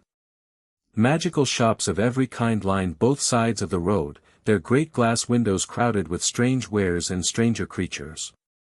Some had set out props by their doors for passing wizards to browse. Outside the cauldron shop next door, Aris caught two wizards deep in a discussion about the proper way to clean and care for a cauldron. Everything before him was so new, a whole new world, the very world Aris had once only imagined, now laid out in front of him. He smiled, and spoke softly. "Pleased to meet you. Wizarding world, here I come." "How was that, then?" Zeno's voice came from behind him. "Lucky you didn't land in someone else's house, that would have been a headache." It felt incredible. Aris smiled, delight plain on his face. "My first time traveling by magic. What a thing. Hold still." Zeno drew his wand and cast a cleaning charm over all three of them. The one drawback of floor travel was that you came out the other end dusted in ash, which was exactly when a well-practiced cleaning charm earned its keep. "Magic really is convenient," Aris said, sincere, looking down at his clothes now spotless again. "Come on, we've a great deal to buy today." Zeno set off, waving Aris and Luna along.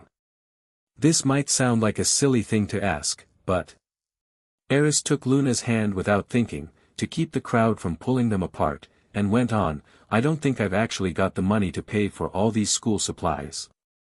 "You underestimate your own family, child." Zeno gave him a mysterious little wink. "As the Shafik heir, you're bound to have inherited a fortune." Luna didn't pull her hand free, just trailed along easily at his side. "I understand that, but..." Aris frowned slightly. "How am I meant to prove who I am?" He knew the identity the system had given him would hold up fine. But as far as he recalled, withdrawing money from Gringotts meant producing a key, or something else to prove you were who you claimed. Harry Potter, for one, had a key to his vault.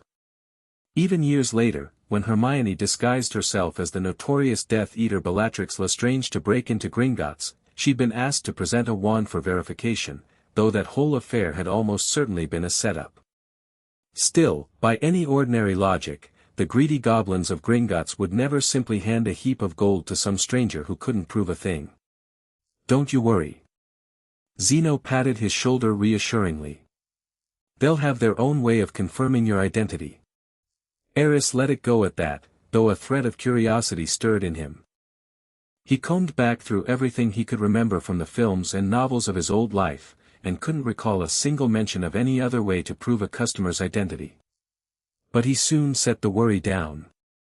This wasn't a film or a novel, after all, it was a whole living wizarding world, and there were bound to be countless rules the books and movies had never touched, all of them waiting for him to discover. Before long the three of them had threaded through the crowd to a grand white building, its doorposts leaning slightly askew. 3 stories tall, a carved Gringotts sign mounted above the entrance, ancient-looking script engraved into the doors, the whole structure stood at a 3-way junction in the middle of Diagon Alley, its white stonework impossible to miss. "Here we are." Zeno looked up at it with a smile. "Aris, do you know what the words carved on these doors mean?" Aris fixed his attention on the doors and studied them closely. The meaning of the script surfaced in his mind of its own accord. "Enter, stranger, but take heed of what awaits the sin of greed. For those who take, but do not earn, must pay most dearly in their turn." Luna's soft voice came from beside him, reading the words off the doors. "So if you seek beneath our floors a treasure that was never yours, thief, you have been warned, beware of finding more than treasure there." Just so. Zeno gave Luna a satisfied look, then turned to Aris. "And what do you make of it?" Aris's lips curved slightly, his tone offhand. "Sounds to me like these goblins already think of everything down in those vaults as theirs. When it comes to greed, they might just be the greediest creatures alive." "Yes, that's rather how I see it too." Zeno nodded in agreement. "Remember, never underestimate a goblin's obsession with money. Give them half a chance and they'll strip you of everything you own." "Something tells me this won't go smoothly," Aris murmured. Given a goblin's temperament, if he couldn't produce proof of identity of his own accord, prying the Shafik family's holdings out of Gringotts would be no small task. Don't fret. Zeno reassured him. Greedy as goblins are, there's one thing they'd never dare ignore, the power of a contract. A contract? A fresh flicker of doubt rose in Aris. But Zeno offered no further explanation, simply leading the two of them straight into the white building. Welcome. The moment they stepped inside, a thin goblin came toward them, his gaze roving between Zeno and the children. And who among you will be conducting business today? Zeno drew Aris to his side and gave his shoulder a pat. Mr. Shafik would like to open his vault and withdraw some gold. Shafik? The thin goblin's eyes shifted, and he studied Aris with a trace of suspicion.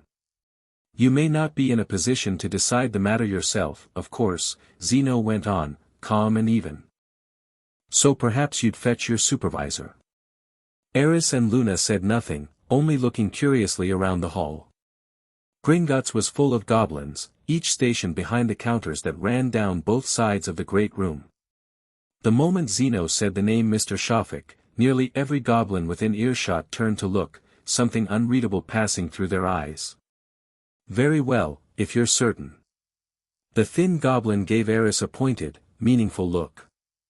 Then I can certainly see to your request. With that, he turned and started toward the far end of the hall.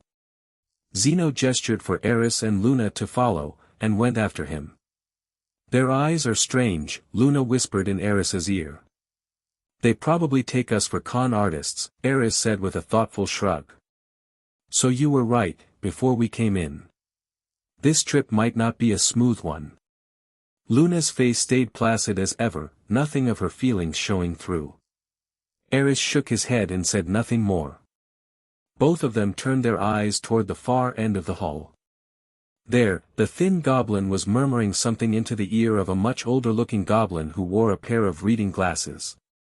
A moment later, the old goblin's gaze swung toward Aris, sharp and appraising, and under the light, those reading glasses caught a strange, glinting gleam. You are Mr. Shafik. The old goblin looked at Aris and spoke slowly, gravely. Yes. Aris nodded and said lightly, Aris Shafik. As far as I am aware, no member of the Shafik family has set foot in the wizarding world for a very long time. The old goblin leaned over the counter, staring straight at Aris, an edge creeping into his tone. So, can you prove your identity? As I understand it, Gringotts has its own means of verifying identity. A blood contract, for instance. Zeno's voice came in right on cue, picking up where the goblin left off. Certain wizarding families of noble blood have signed special inheritance contracts here, after all. I only thought, if there were some simpler method, so much the better. The old goblin turned his gaze to Zeno and answered in the same unhurried tone. Of course. Though I should point out, if we conduct a blood test and find this child is not of Shafik descent, the nature of the situation changes entirely. There was a distinct thread of threat in the words. I'm well aware of the consequences. Zeno's tone stiffened a little. But I am certain this child is a Shafik descendant. In fact, he may well be the family's sole remaining heir. If there's no question about it, then I think you'd do well to arrange the blood test as soon as possible, wouldn't you? Zeno had no interest in trading words with the old goblin any longer, and said so plainly. And you, Mr. Shafik?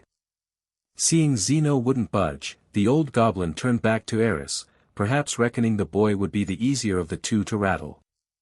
The facts disappointed him. Aris stayed composed from start to finish, without a trace of the nervousness or awkwardness an 11-year-old ought to show when cornered. What Mr. Lovegood says goes for me as well. He smiled, meeting the old goblin's eyes. Very well, I can accommodate your request. A flicker of disappointment crossed the old goblin's eyes, but he shifted his tone smoothly. I must remind you, however, should the blood test show that Mr. Shafik's blood does not match, the Ministry of Magic may well see you sent to Azkaban. Coveting the property of a sacred pureblood family is no ordinary offense. You would do well to bear that in mind. When he said Mr. Shafik, the old goblin leaned pointedly on the words. By the end, his tone had gone thoroughly severe. That's quite enough. Stop wasting our time.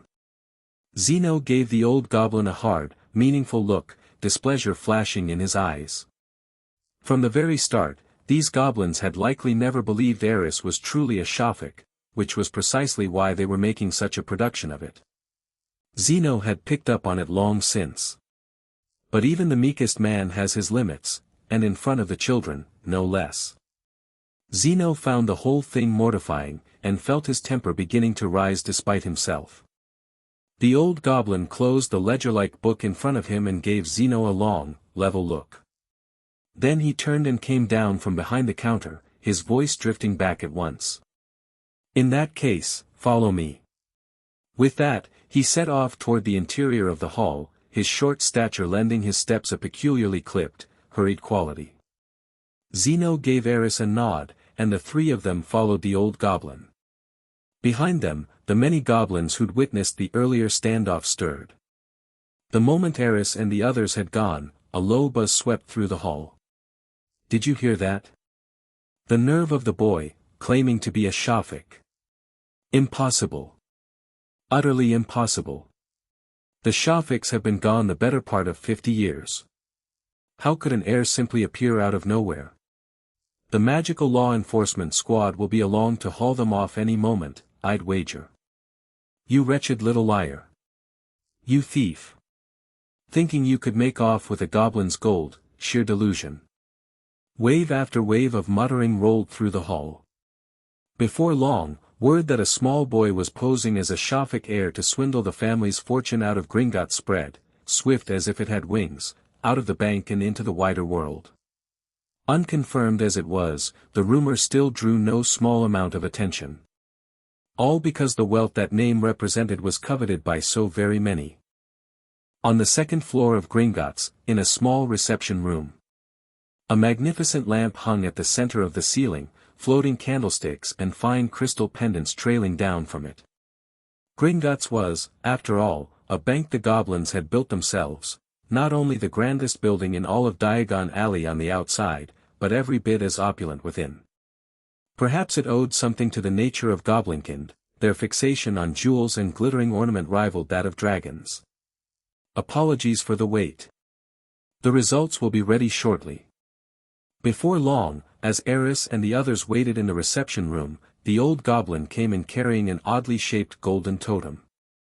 The totem resembled an ancient book borne up on stone pillars carved with veins of blood, mounted on a raised base, at a glance, rather like holding a squared-off trophy. This is the blood contract totem.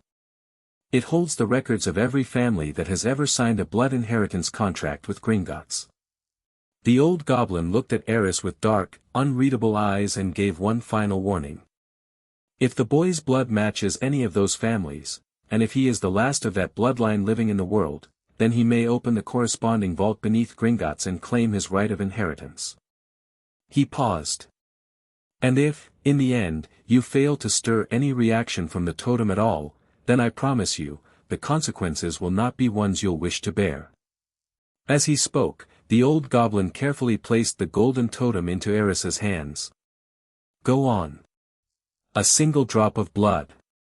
Even now the disdain hadn't left his face, plainly he still didn't believe a word of Aris's claim. Aris glanced at Zeno. Zeno, at this point, was visibly on edge. He might be 90% certain Aris was a Shafik, but if something went wrong here, the fallout would be dire.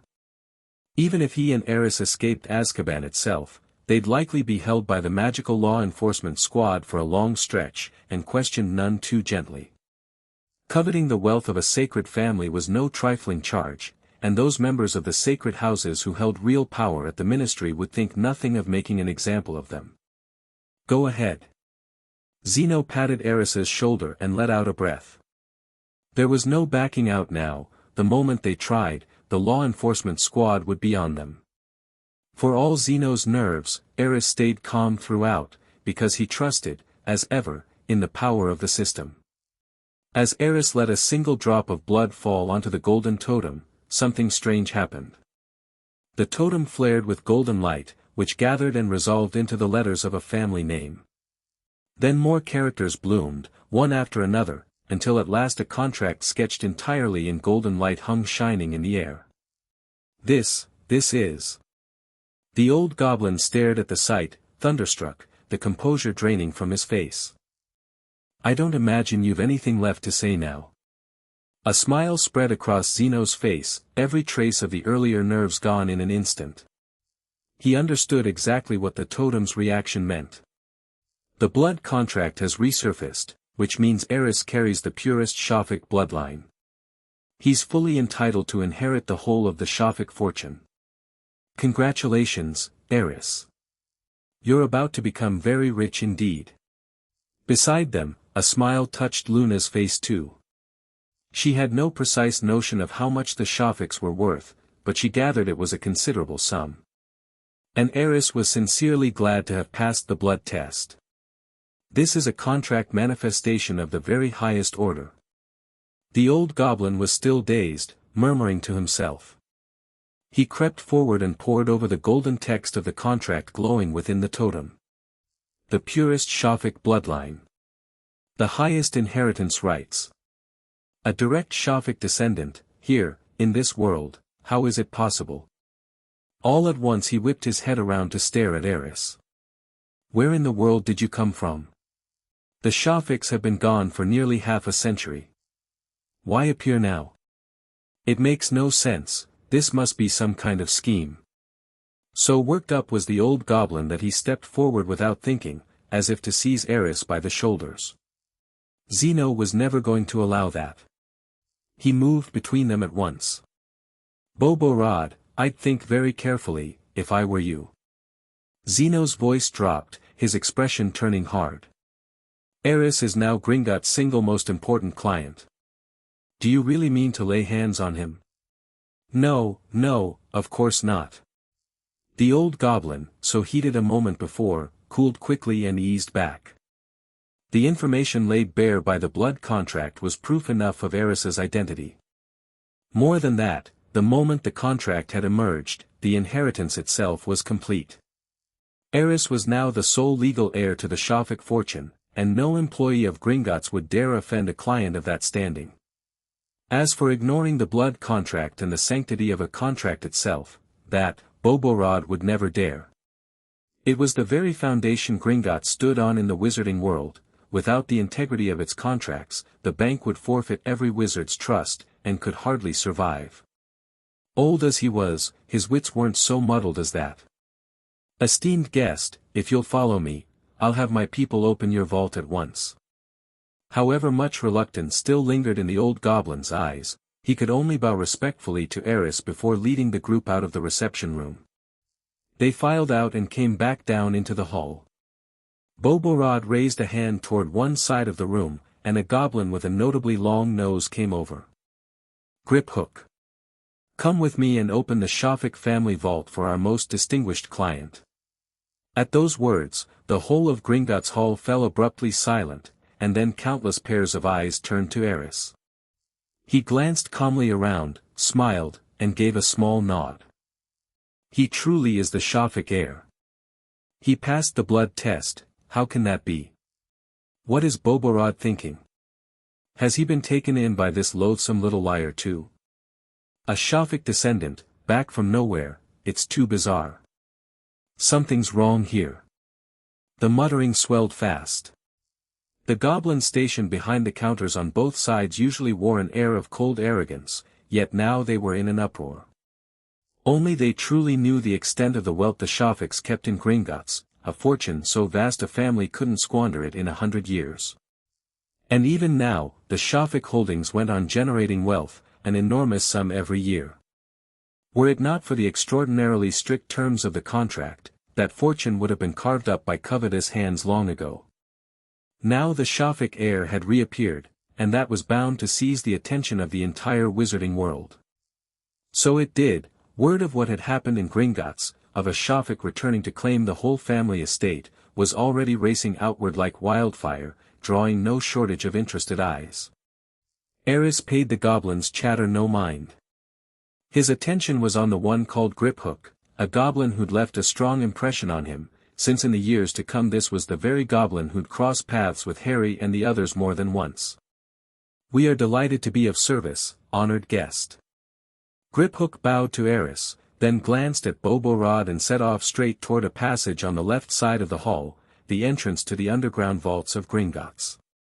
Beyond the passage lay a narrow stone corridor, and there Aris found a small railway.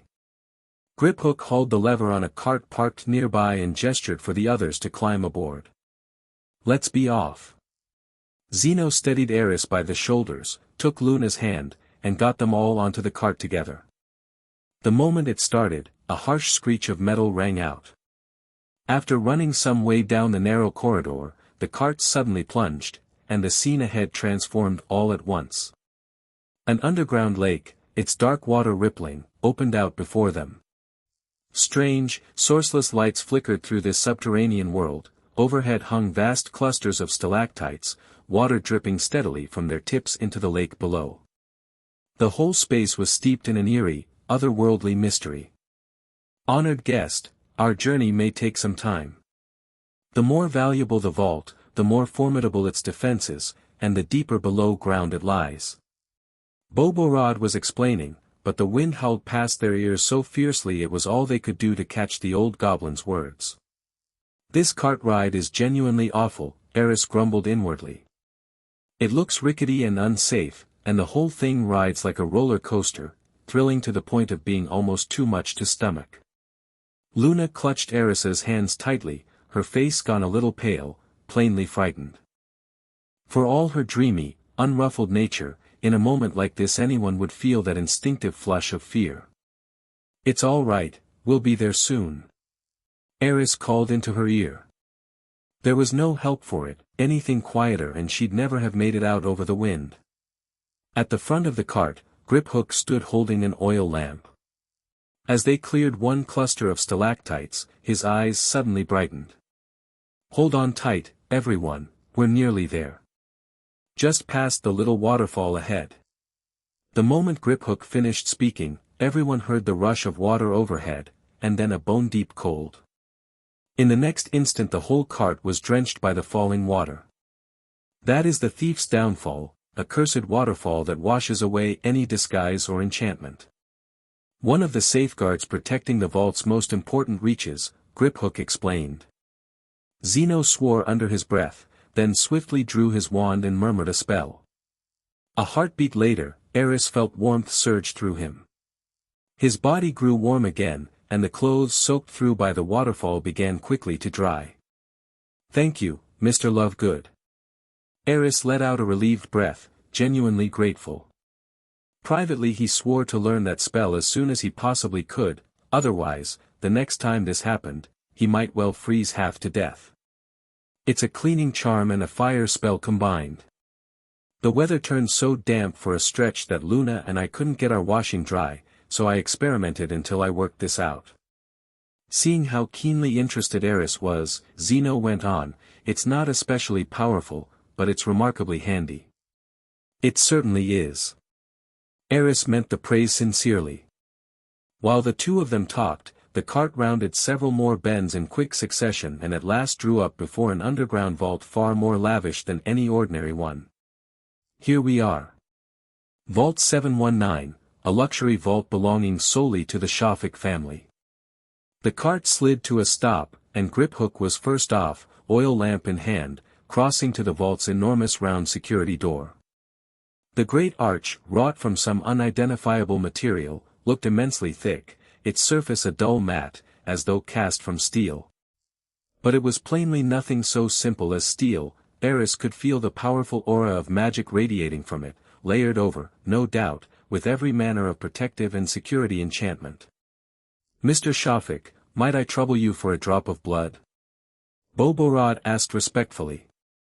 "The vault's key was lost long ago, so we can only open the door by a special means, one that draws on blood magic to release the lock. We'll need your help for it." "Of course." Aris nodded slightly. At that, Griphook stepped forward and drew a single drop of blood from Aris's finger. Then the two goblins took up positions before the door, their slender fingertips tracing slowly across the arcane patterns carved into it while they whispered spells Aris couldn't make out.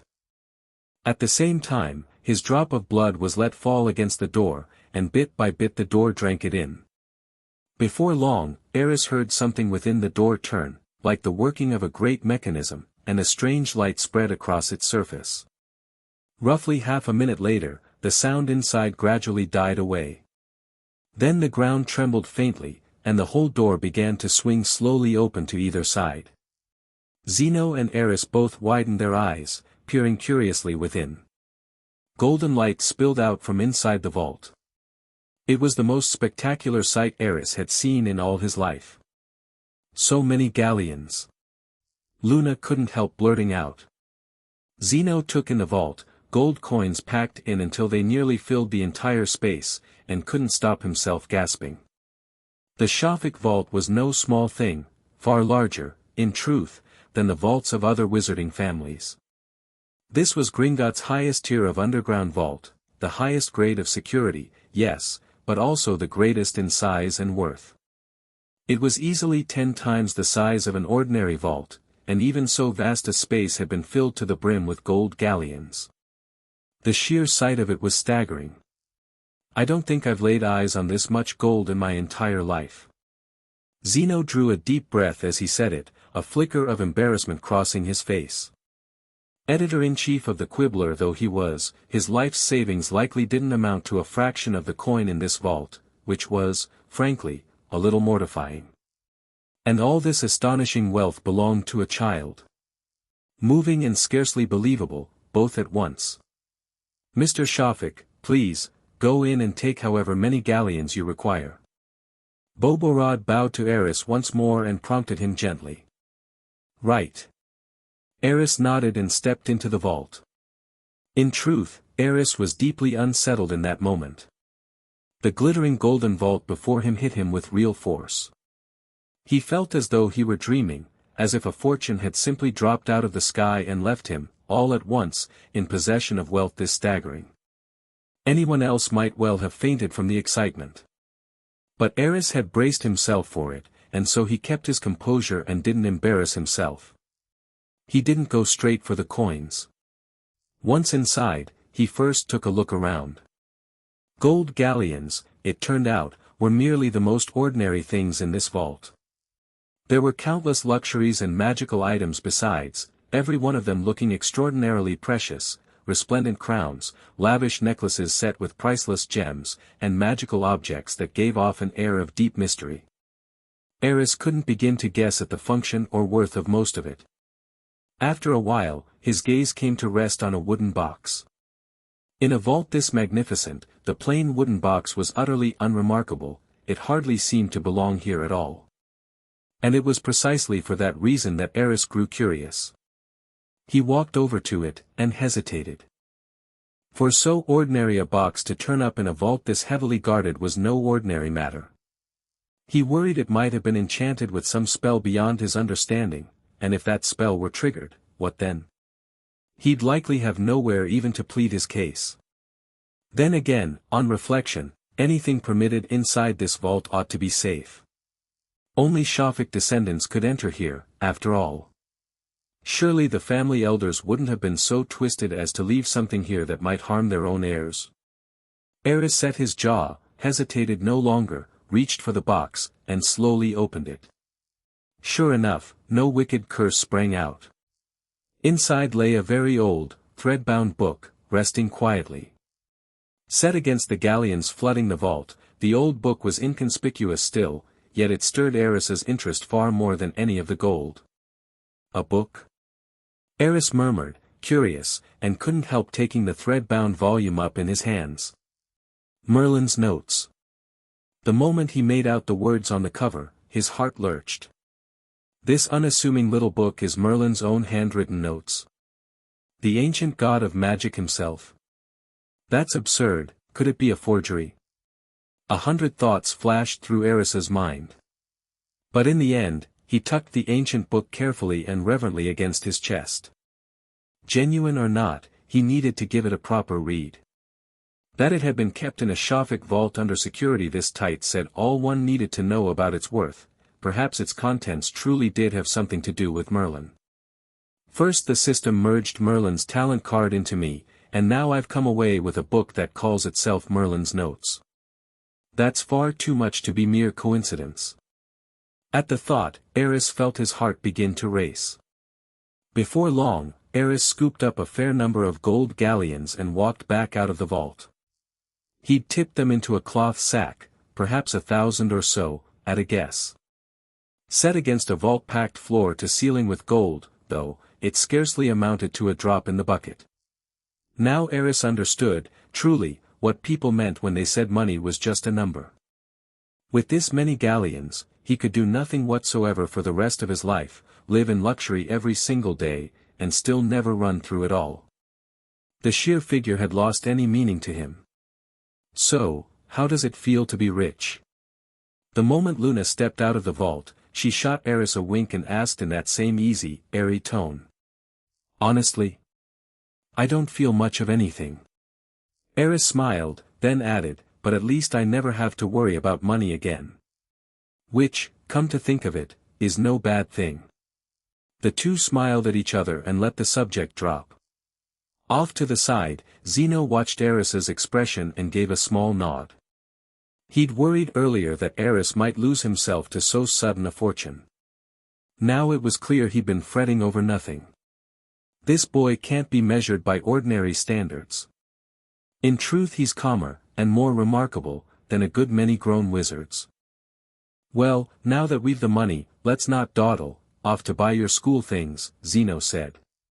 We've wasted quite enough time already. As he spoke, he cast an unobtrusive glance at the two goblins.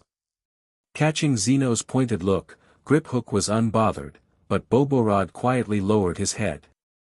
Plainly he still felt a twinge of fear over the way he'd given Aris such trouble before. The group climbed back onto the cart and returned to the main hall of Gringotts the way they'd come. After the usual formalities, Aris was issued a vault key by the goblins. Next time he came, he'd have no need to bleed to open the door. Stepping out of Gringotts, Aris felt as though he'd crossed into another world. In the span of a short while he'd gone from having nothing to being one of the wealthiest people in the wizarding world. The feeling was extraordinary, deeply unreal, dreamlike. Come along. I'll pick up the school supplies you'll need, a cauldron, quills, and so on. Zeno smoothly laid out the plan. As for you two, why don't you head to Madame Malkin's and choose some robes suitable for school? Then we'll meet at Ollivander's to find Aris a wand. That's the most important errand of all. Any objections, you two? Aris and Luna glanced at each other and shook their heads. Then let's get to it. With that, Zeno shouldered his way into the crowd and set off toward a shop selling cauldrons and potion ingredients. We'll go too. Aris took Luna's hand without a second thought and, while she was still a little bewildered, tugged her off into Madame Malkin's robe shop nearby. Over the next half hour, Luna carefully picked out several outfits for Aris, Hogwarts standard robes and matching underthings among them. It had to be said, her taste in clothes was singularly her own, enough to leave Aris rather at a loss. I think this black robe with the floral lining is lovely. What do you say, Aris? Luna asked. It's nice, though I'd probably go with this black and white shirt instead, Aris said. This bright red robe is nice too. It'd set off your long silver hair perfectly. I think a darker red might suit me better, Luna. What about this? Blue trousers with a purple top, good for everyday wear. Isn't that a bit much? Turned down again and again, Luna remained thoroughly undeterred, going on dressing the boy beside her with the same unhurried, offhand manner. Setting the girl's actual sense of style to one side, Aris really ought to have been touched by such patience. Nearby, Madame Malkin, who'd been watching the pair the whole time, was diligence itself. She'd only cover her mouth and stifle a giggle when she truly couldn't help it, and never once interrupted the happy time the two youngsters were spending together. Eventually, though, Aris couldn't take any more. Hastily throwing together a few outfits, he hauled the still delighted Luna out of Madame Malkin's, the pair of them looking a touch frazzled from behind. As they left the shop, Aris was certain he heard Madame Malkin's cheerful laughter follow them out, which gave him a whole new appreciation for Luna's fashion sense. Come on, time to head to Ollivander's. Luna was plainly in high spirits, her step light and breezy. Right, let's go. Mr. Lovegood should be waiting for us. Aris lifted his head and looked ahead. The wand shop wasn't far from Madame Malkin's, its sign was ancient, heavy with age, and easy to pick out. Wait, I think I just saw my father. Luna turned suddenly, looking off in another direction. At that, Aris turned as well, and saw a crowd gathered in front of Flourish and Blots. Faint cheers drifted up the street to their ears. Looks like something's going on over there. Aris's interest was piqued. Sure enough, there was Zeno, standing among the onlookers outside the bookshop, watching the commotion with evident enjoyment. Father's hopeless. We agreed to meet at Ollivander's. Luna seemed a little put out, her lips curving into a slight pout. It was an expression the girl rarely showed, most of the time she looked calm and unruffled, and only slipped into moods like this on occasion, in front of family. Aris smiled, took her hand, and started toward Flourish and Blots. Don't worry, let's go have a look ourselves. The two of them quickly reached the outer edge of the crowd, and at once the shouting from within reached them. Flourish and Blots is holding a back-to-school event. Prove you've got the talent and you'll walk away with free textbooks, and plenty more surprise rewards besides. Come one, come all, young witches and wizards, and show us what you can do. A shop assistant stood on a makeshift little stage, calling out at the top of his lungs to the wizards passing by. In the activity area beside the stage, a few young wizards were already taking on the challenge. A large crowd had gathered to watch, and cheers went up now and then. Aris rose onto his toes and peered into the crowd, and, to his surprise, spotted a familiar figure. A girl with long, bushy brown hair worn in a full, wavy style. Her clothes weren't the sort you usually saw in the wizarding world, they looked more like something out of the Muggle world. The moment he saw her, a name surfaced in Aris's mind of its own accord. Hermione Granger. Aris truly hadn't expected to run into one of this world's future protagonists today, the legendary Miss Know-It-All herself. At that moment, Hermione Granger was taking on Flourish and Blots's challenge, recite a passage of over 1,000 words, from memory, in 10 minutes. Succeed, and you walked away with a free set of textbooks courtesy of the shop. It was a stiff challenge. To recite 1,000 words in 10 minutes without a single slip, perhaps only a truly gifted student could manage it. Flourish and Blots had likely dreamed the whole thing up as a gimmick to drum up attention, never really expecting anyone to actually clear it. Judging by how well it was going, even they seemed surprised people were lining up to try. But Hermione Granger was known as Hogwarts Miss Know-It-All, top of her class, and sorted into Gryffindor at the start of term feast, which said plenty about her appetite for a challenge. Her turning up here was no surprise at all. This looks like fun. Aris, why don't you give it a go? Luna's voice reached his ear. Aris glanced at Miss Know-It-All, hemmed in by the crowd, and smiled thoughtfully. It does look fun, and clear the challenge and you get the whole textbook set. Sounds like quite a bargain. You really want to try? Zeno had made his way over to them by now, a smile on his face. To his mind, this challenge was plainly far too hard for an 11-year-old, but if Aris genuinely wanted to attempt it, he'd not stand in the way. It's all right if you fail. I won't laugh at you.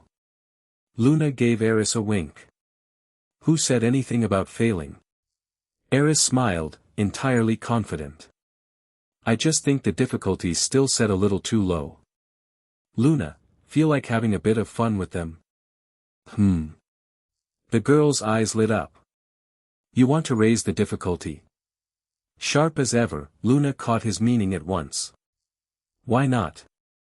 Aris winked back at her, then set off toward the activity area. Just then a louder cheer went up from the front. Good heavens, what a memory. I can't believe a girl this young managed it. No spells, nothing but her own memory, in 10 minutes flat, she's a genius. Remember this name, everyone, Hermione Granger. She's cleared Flourish and Blotz's challenge and earned herself a handsome reward. An astonishing gift, more wondrous than magic itself. Over 1,300 words memorized in 10 minutes. Extraordinary. Aris looked ahead and saw Hermione rising from the crowd, a bright if slightly bashful smile on her face. Plainly she'd just completed the challenge. Even among ordinary people it was a genuinely impressive feat. She was worthy of the Miss Know-It-All title, her reputation as a top student well earned. Before long, a clerk from Flourish and Blotz came up to her with a smile. Congratulations, Miss Hermione Granger. You'll receive a complete set of Hogwarts textbooks from us. And if you've already bought your books, we'd be glad to exchange the set for other titles of equal value. Thank you. Miss Know-It-All was clearly a little thrilled, a lovely flush coloring her cheeks. Just as Aris stood off to one side, watching with great interest, a voice spoke up behind him. Sir, would you care to take on the challenge as well? Aris turned to find another Flourish and Blotz clerk standing behind him. Of course, if I may. He nodded politely. He hadn't originally meant to steal anyone's thunder, but since Luna wanted him to have a go, a bit of fun couldn't hurt. With the photographic memory and speed-reading talents the system had granted him, memorizing 1,000 words in 10 minutes would be no trouble at all, never mind 1,000 words, an entire book would do, so long as it could be read through in 10 minutes. You already know the rules, I take it. Perfectly. Then I'll set you up right away. Hold on. Aris stopped the clerk before he could go and prepare, and said with a smile, actually, I think your difficulty's set a bit low. I'm sorry. The clerk looked faintly baffled, unsure whether he'd misheard. What I mean is, if I raise the difficulty myself, might the reward be raised to match? Aris said, still smiling. This time the clerk caught on. And how much would you like to raise it by? How about 10 minutes to memorize an entire book? Aris casually picked up a book from the table beside him, not too thin, but not too thick either, something that could be read through in 10 minutes at a push, and waved it at the clerk. Memorize a whole book, in 10 minutes? The clerk was visibly startled, plainly not having expected anything of the sort. The look on his face was quite something. The commotion drew the surrounding onlookers' notice too. Even Hermione Granger, on her way to collect her reward, stopped and turned to look at Aris. Sir, you must be joking. The clerk regarded Aris with some awkwardness and offered a well-meaning reminder. If you're truly that confident, I'd suggest sticking to our rules. You'll stand a far better chance of winning something that way. Plenty of people nearby laughed, figuring Aris had either gotten himself worked up over something or was simply a child fooling around. None of them took it seriously. Memorize a whole book in 10 minutes? Given the thickness of that thing, it's got to be 10,000 words at least. Utterly impossible. Maybe the little fellow's holding out for a miracle. I admire your nerve, lad, pity nerve alone won't get this sort of thing done. Run along home. Ha! Skeptical murmurs and good-natured ribbing rose on every side. Not a soul believed Aris could memorize a whole book in 10 minutes. He looked around at the crowd enjoying the show, then over at Luna among them, and the smile on his face only deepened. When he turned back to the clerk, his expression had firmed, and he spoke in a tone that brooked no refusal. I'd like to try. Who knows, maybe I can pull it off. Well, if you insist. But the reward. The clerk was about to say the reward wouldn't change, but a voice cut him off before he could. If you can complete this impossible challenge, then you may choose any book in Flourish and Blotz today, as many as you like, no limit. Everyone turned toward the voice to find a middle-aged man with a goatee and a bowler hat, smiling at Aris. On one condition, of course, the man added. You'll have to carry the books out yourself. At the sight of him, the two Flourish and Blot's clerks straightened and greeted him, "Manager." "So this is the manager of Flourish and Blots." Aris studied the goateed middle-aged man in silence, curiosity stirring in him. As far as he could recall, in all the Harry Potter films and novels of his old life, the mysterious manager of Flourish and Blots had never been described in any detail. So this is what he looks like. "Thank you for your generosity, manager."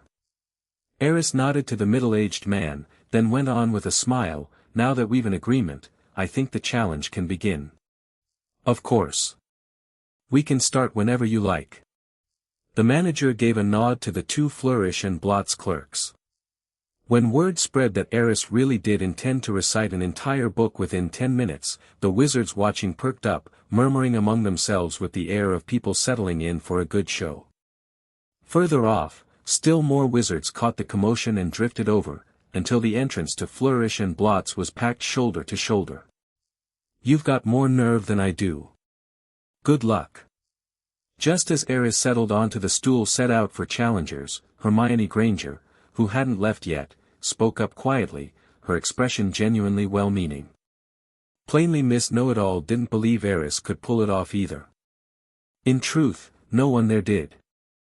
Otherwise the manager of Flourish and Blots would never have offered so lavish a reward. He simply meant to seize the moment to liven up the event, draw more people in, and raise the shop's profile in the process. To everyone watching, this was nothing more than a bit of fun. Even Zeno didn't expect Aris to work a miracle. Having the courage to try is commendable in itself. "The result hardly matters," he said, keeping a hand on Luna's shoulder to stop the girl being jostled away by the crowd. "Maybe he can do it, though." If there was a single person present who still believed in Aris, it was Luna, and no one else. She couldn't have said herself why she felt that way. But her instinct told her Aris wouldn't have made such a fuss for no reason, and to her mind, this boy wasn't the sort who craved the spotlight. In short, she had a blind sort of faith in him. At the front, the manager's voice rang out again. "If you're ready, I'll start the clock." He would oversee the challenge himself, supervising and hosting it from start to finish. A friendly reminder, too, our rules forbid any use of magic or potions during the event, including, but not limited to, memory enhancement charms, sobering potions, and Felix Felicis. Break the rules, and we'll strip you of both your place in the challenge and everything you've won. The manager laid out the terms to Aris in earnest. "Understood." Aris nodded. The manager gave him a long, meaningful look, then produced a rather old book. It wasn't the one Aris had picked up earlier, but a fairly obscure title most of those present had likely never read, The Mysterious Shafik Family. It was a work of family history, the sort that rarely sold well and was very possibly the manager's own private copy. Its thickness, of course, was about the same as the book Aris had chosen, the two ran to a similar word count. He clearly wasn't trying to pull anything, his aim was simply to be safe, in case Aris had memorized the first book in advance. When Aris saw the book in the manager's hand, his eyes flickered. Coincidence? Or deliberate? Of all the books, the manager has picked one about the Shafik family for me to recite. Are you ready? Before Aris could dwell on it, the manager spoke again. He could only push the questions down and give a slight nod. Whenever you like. Then I hereby declare. The manager set the mysterious Shafik family down in front of Aris, drew the words out for a beat, and continued, the final challenge of the Flourish and Blots back-to-school event, begins now. As his voice fell, a beam of light shot from his wand, and a green 10-minute countdown took shape above the challenge area. The challenge had officially begun. Aris glanced up at the countdown overhead and gave an admiring nod. Another clever bit of magic. What an interesting world this is. The next moment, he looked down at the book before him and opened to the first page. The glory of ages past is graven in noble blood, and the name of Shafik shall never fall. Herein is told the long inheritance of the Shafik family, and the many wonders, and shocks, of its deeds. He'd read no more than the opening lines before his attention was wholly absorbed. Aris knew only the vaguest outline of the Shafik family, but he needed no reminding that any house counted among the sacred 28 must have had its own peak and glory once. This was the best chance he'd get to understand them. Time slipped by, moment by moment. Aris turned the pages faster and faster.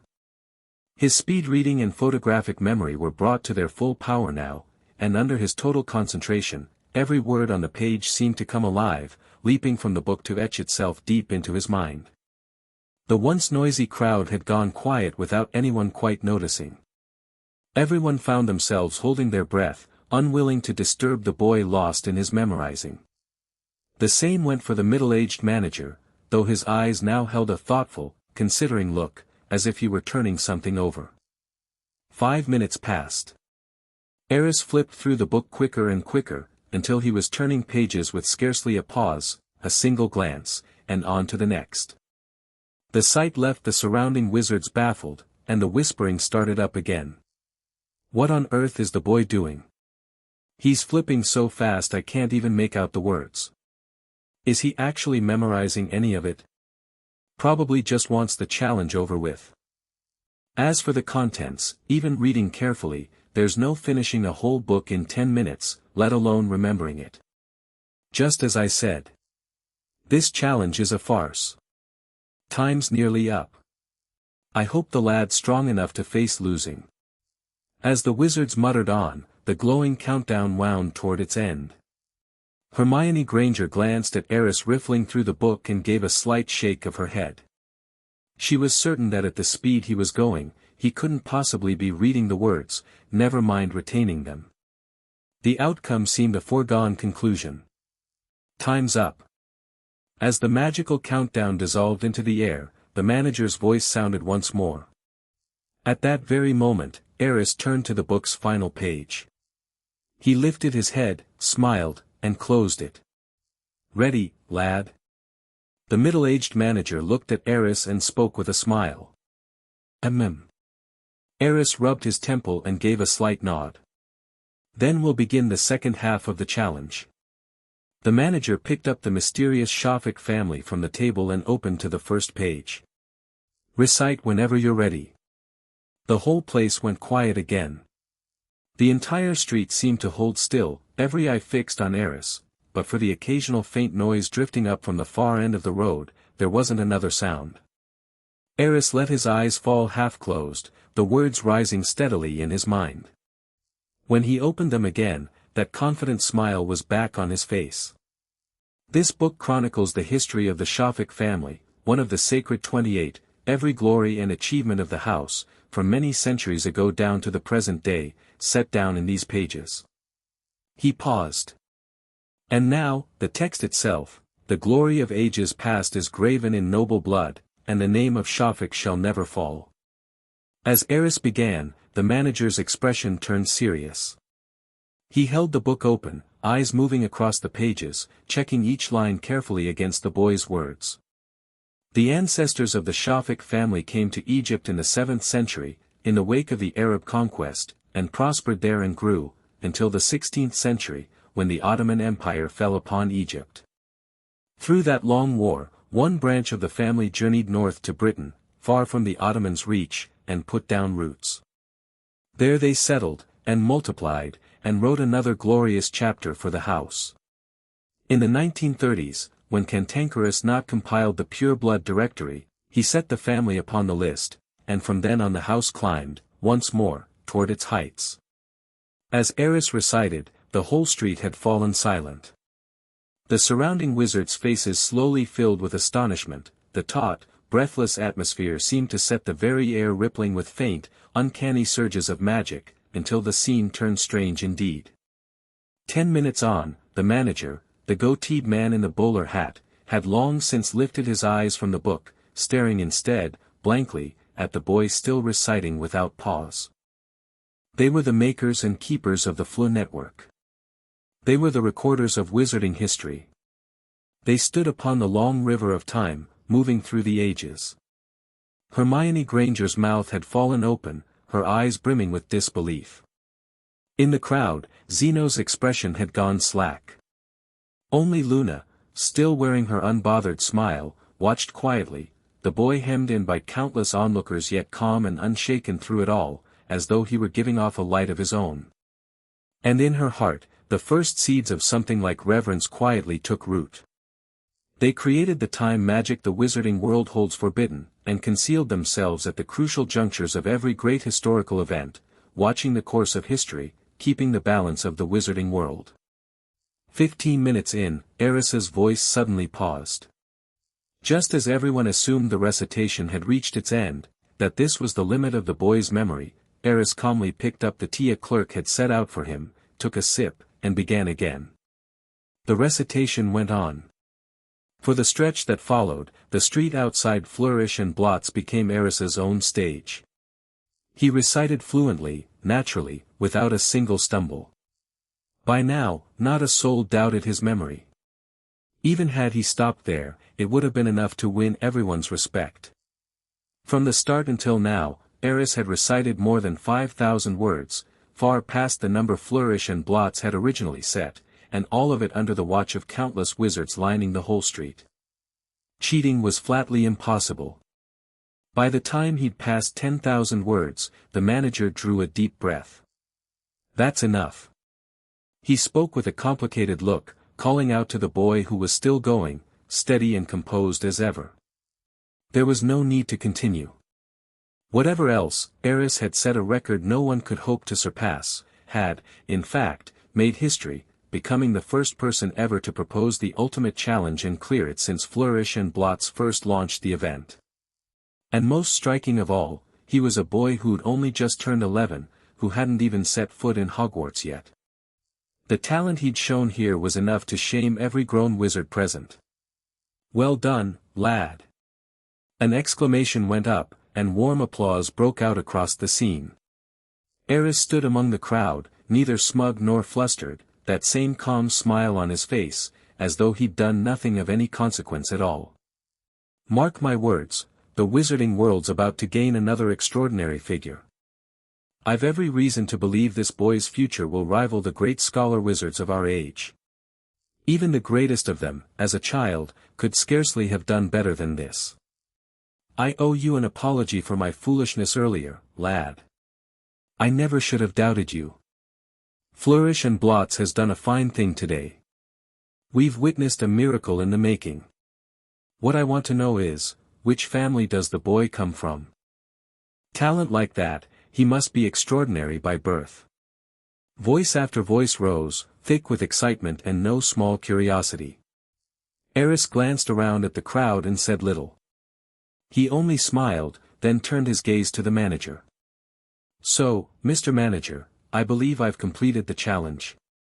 Of course. Of course you have. The manager nodded again and again, a rueful smile on his face. When Aris had first proposed the ultimate challenge, he'd never dreamed it would end like this. Forgive me, child, but might I ask your name? There was a questioning note in the manager's voice, and beneath it a flicker of doubt, as though he were trying to confirm something. Of course. Aris nodded. My name is Aris. Aris Shafik. The moment the boy said it, the noise cut out all over again. Every eye swung back to Aris, and a good many faces turned quite something to behold, surprise, confusion, and a strange, sharp astonishment tangled up with resentment. Everyone stared at Aris and the middle-aged manager with open suspicion. Shafik? Aris Shafik? Could this boy really be a Shafik descendant? Merlin's beard, the rumors are true. A Shafik heir really has turned up again. No wonder. No wonder he knew the whole book by heart, genius, nothing, this whole thing must have been staged. He'll have memorized it in advance. I've every reason to suspect he's in league with Flourish and Blots, the pair of them cooked up this whole ridiculous farce. The mood shifted again and again. Every eye fixed once more on Aris and the manager, waiting for the two of them to explain. The crowd, which had gone quiet, was in an uproar all over again. What's happening? Why has everyone gone so strange all of a sudden? Hermione Granger clearly hadn't grasped what was going on yet. But as she thought it through, her expression changed, surprise blooming across her face. Shafik, his surname is Shafik. That's the family the book was about just now. He's a descendant of that mysterious house. Miss Know-It-All, catching up at last, looked at Aris, her heart refusing to settle for a long while. It felt like seeing a character out of a novel suddenly step into real life, utterly surreal. By now the manager had hurried over to Aris and seized his hand, his face a picture of disbelief laced with excitement. Let go of him. Zeno had finally had enough. He came over with Luna, pulled Aris back, and put himself squarely in front of the boy. I can vouch that he didn't cheat, not in the slightest. I'll give you a full account of this. He assumed the manager meant to make trouble over Aris's identity. No, you misunderstand. The manager took a step back, faintly flustered, and looked at the boy shielded behind Zeno with a sincere expression. Young sir, Mr. Shafik, might we speak a moment? Somewhere quiet would be best. The noise around them swelled louder and louder. The watching wizards were plainly unhappy with the manager, and had begun to round on him, many outright cursing him, accusing Flourish and Blots and Aris both of being frauds, insisting the whole thing had been an elaborate sham that had wasted their time and feeling. Aris paid the surrounding wizards no mind, he was easy about it either way. Worst case, he'd simply take up a different book and recite that too, the result would be the same. But he did find the moment odd. The manager's reaction was clearly off, as though there were some story behind it. He thought for a beat, then nodded. That's fine. We can talk. Thank you. The manager bowed to Aris gratefully, then added, one moment, if you please, let me deal with things out here first. With that, he stood, turned to the surrounding wizards, touched his wand to his throat, and cast an amplifying charm. A moment later a great voice rolled out across the whole street. Quiet, please. The booming sound brought the noise up short, every face turned toward him. My apologies, Flourish and Blots' event for today is now concluded. Our staff will be handing every participant a discount card. Present it on your next visit, and you'll receive 20% off your purchase. Thank you all for your support, may Merlin's light shine upon you. That said, the manager gave the clerks behind him a wink. The two caught on at once, whipping out a thick stack of discount cards and heading into the crowd. At that, the angry mob settled somewhat, their attention turning to the clerks. Seizing the opening, the manager parted the crowd and gestured Aris and the others along. This way, please. There's a quiet storeroom inside the shop. Zeno looked to Aris for a moment, seeing the boy nod, he relaxed and led the two of them into the bookshop. Miss Granger, do come along as well, I still owe you your reward. The manager turned suddenly to Miss Know-It-All, who was still a little bewildered. Oh, all right. Hermione nodded quickly and hurried after the others. She'd been curious about Aris all along, and now she had a chance to follow him in and see what was going on, exactly what she'd been hoping for. Inside Flourish and Blots, the shelves were crammed with books old and new. They didn't seem sorted with any particular care, though the more sought-after titles, this year's Hogwarts textbooks among them, had been given the most prominent spots. Books filled the whole shop, spilling even into the aisles, lending the place a slightly chaotic air. Aris, something feels strange to me. Luna had slipped up beside him from behind Zeno at some point, and spoke low. You noticed it too. Aris wasn't the least surprised the sharp little girl had caught something off about the manager. Young as she was, cleverness didn't answer to age. He looked genuinely thrilled when he heard your name. Luna shared what she'd spotted in that offhand way of hers. Probably because of the Shafik name. Aris hadn't worked out the reason yet, but setting the system aside, that surname was the only thing about him that could stir this kind of interest. A moment ago he'd swept his eyes over the shop stock and found that the mysterious Shafik family wasn't sold there, which meant the book really might be the manager's own. And whoever collected a book like that might well have some connection to the Shafik family. So he suspected, at least. As for the details, I'll have to speak with the manager to find out. What are you two whispering about? Zeno's voice came suddenly from behind them. They'd just reached the stairs up to the second floor. Behind Zeno came Miss Know-It-All. Nothing.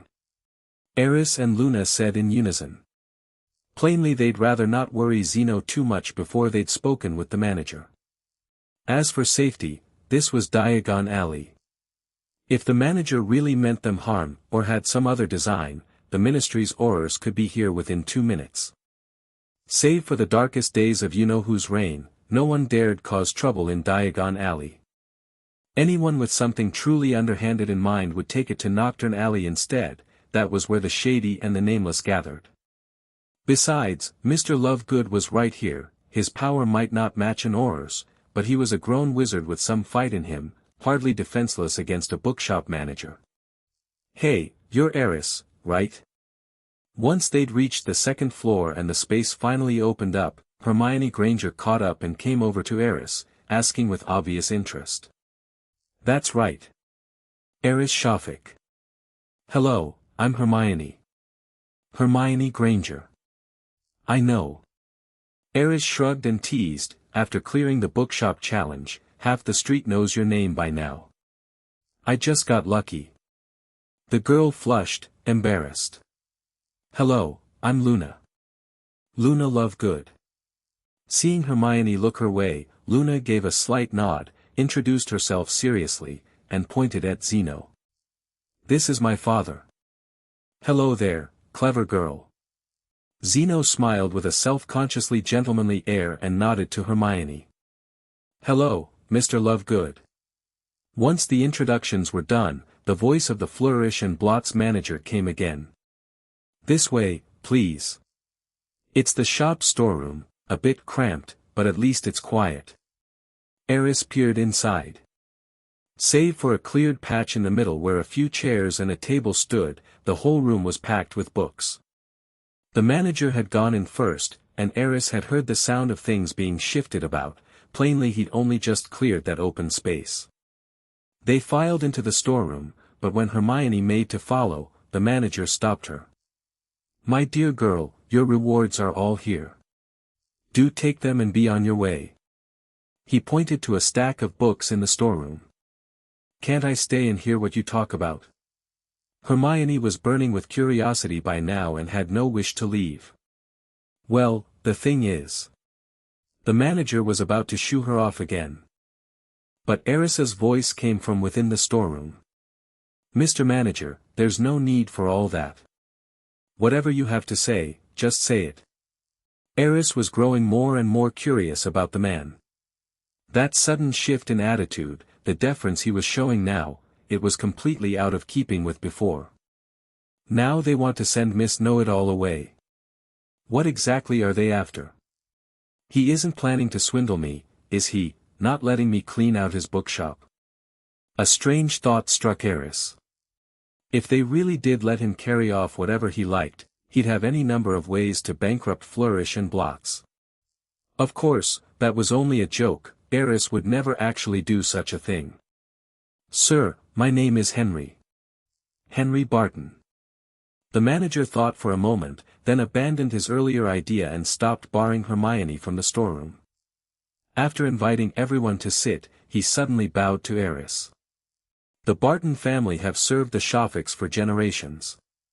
Sir, no, I ought to address you properly. He drew a breath. Master, we have waited nearly half a century, and at last we see a Shafik descendant again. When word came out of Gringotts that a young boy had inherited the Shafik fortune, I found myself wondering when I might see a master again. I never dreamed the day would come so soon. We've been planning to seek you out ourselves before long. As he spoke, Henry reached up and dabbed at his eyes, already red. Forgive me, master. I'm simply overcome. The scene left Aris rather at a loss. Henry Barton. His whole family, servants of the Shafiks. I'm only 11, and now I'm suddenly somebody's master. Off to the side, Luna and the others were taken aback too, Hermione most of all, her expression quite the picture. This man is actually Aris's servant? None of them had imagined things would take so sudden a turn. Aris hurried over to help Henry up, he was still bowing, hadn't yet straightened, while quickly ordering his thoughts. It's Mr. Barton, isn't it? Master, please, just Henry. Wait, please don't call me master. Aris didn't know whether to laugh or cry.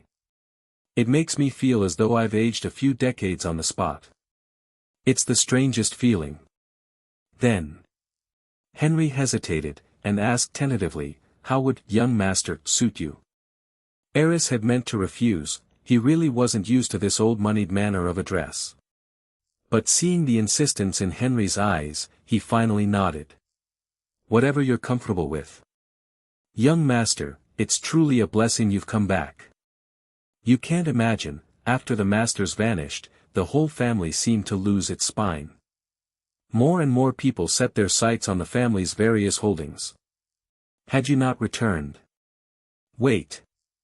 Aris frowned, sounding puzzled. You mean the Shafik family still has a great many businesses out there, to this day? Of course. Henry nodded firmly. The last masters may have been gone nearly 50 years, but every member of the Barton family has kept our charge in mind, and guarded the Shafik property all this while.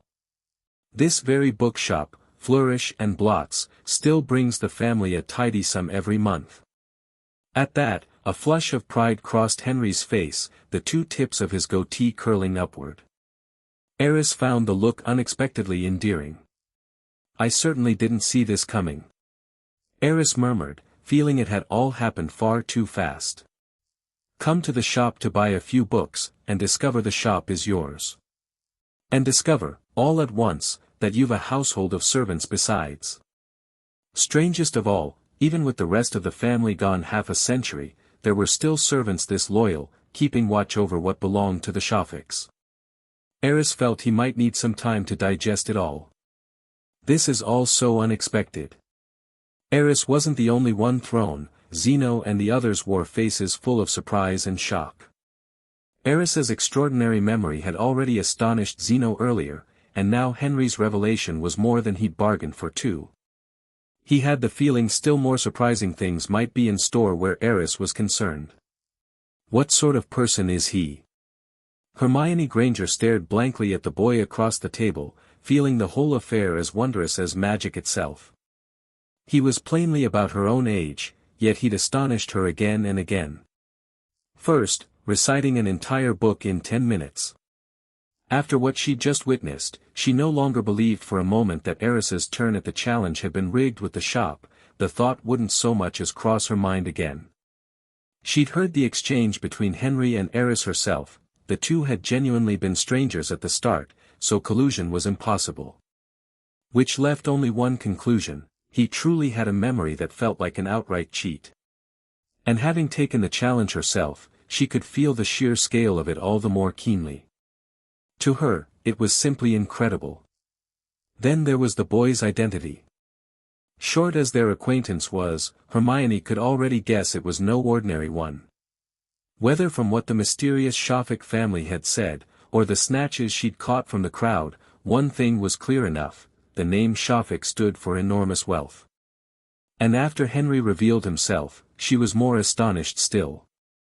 What could make an entire family devote itself, willingly and selflessly, to another, especially when the Shafiks themselves had been gone half a century without a trace? Loyalty like that belonged in legends. The boy was a mystery, Miss Granger thought, one with a kind of pull to him, that made a person want, again and again, to uncover his secrets.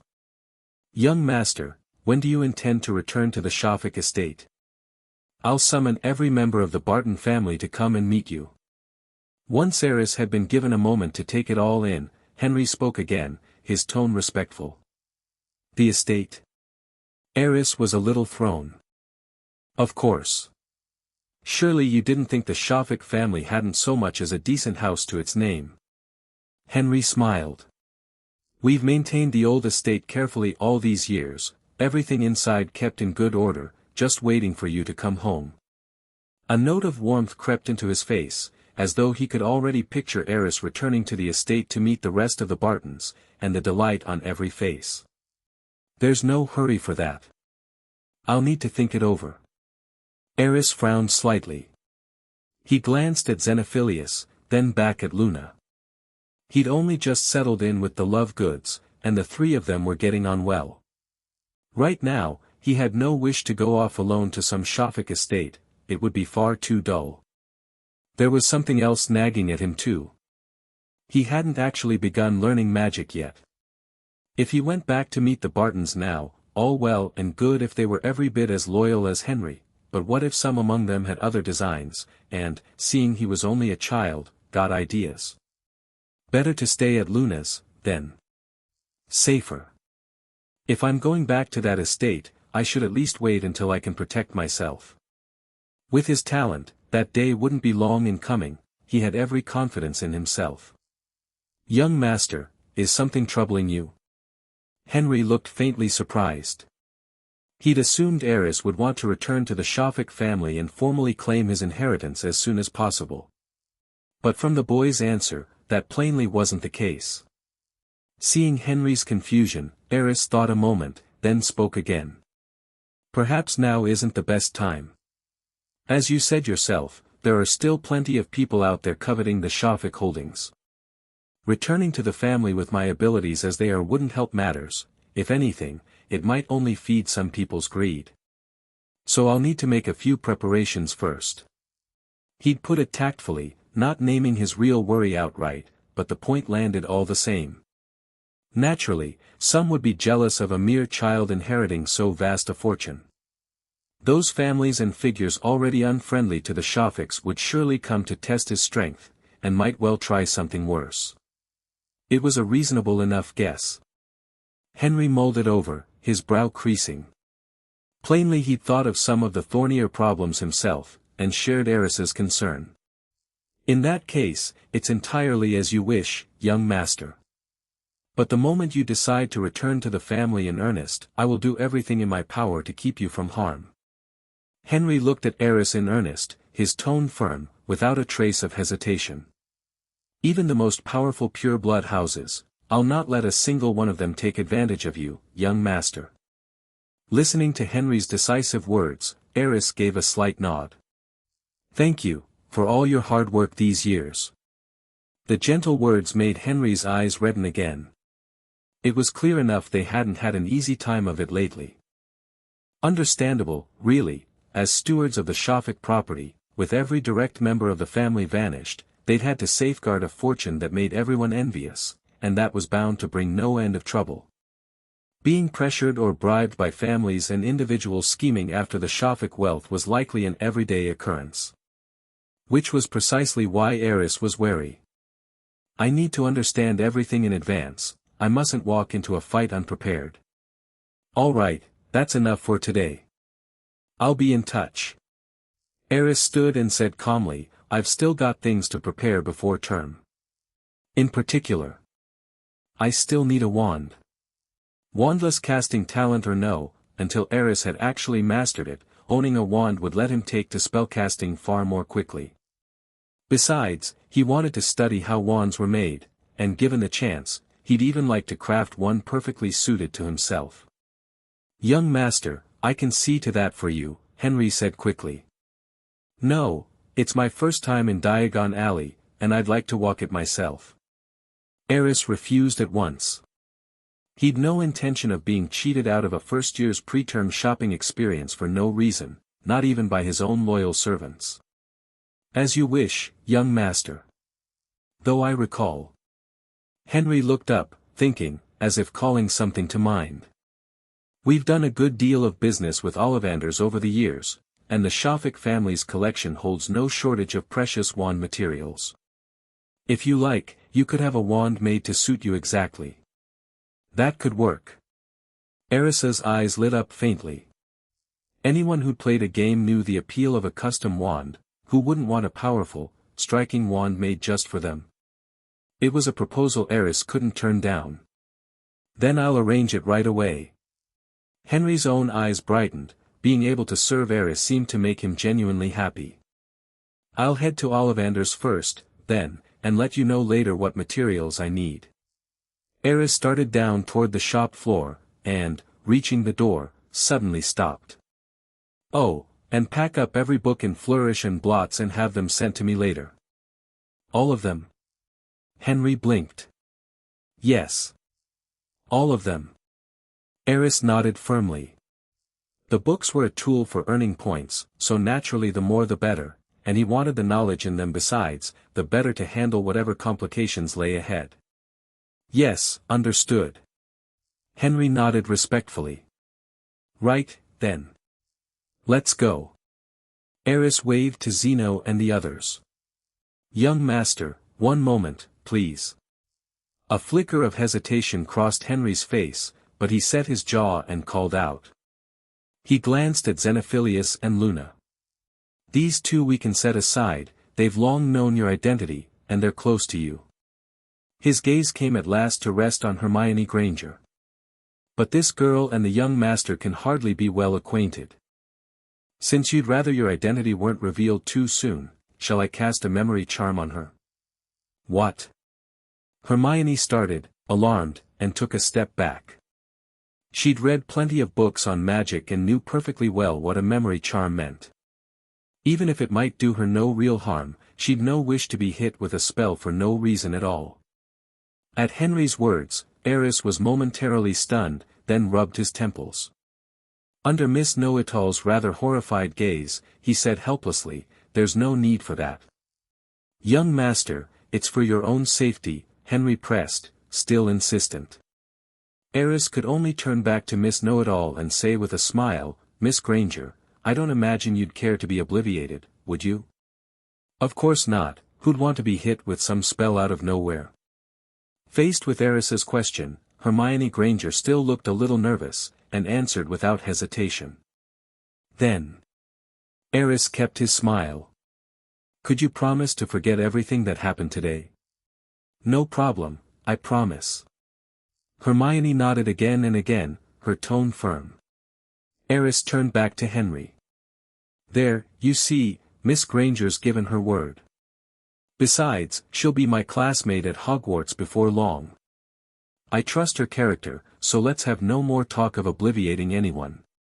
That's settled." Aris knew perfectly well that from the moment he'd left Gringotts, his identity could no longer be kept secret.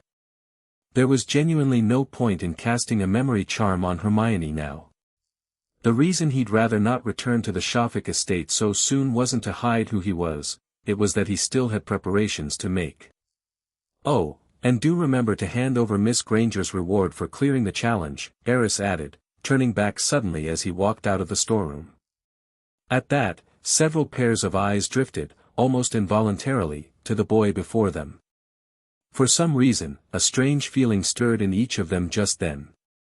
This boy handles things far more maturely than a great many adults.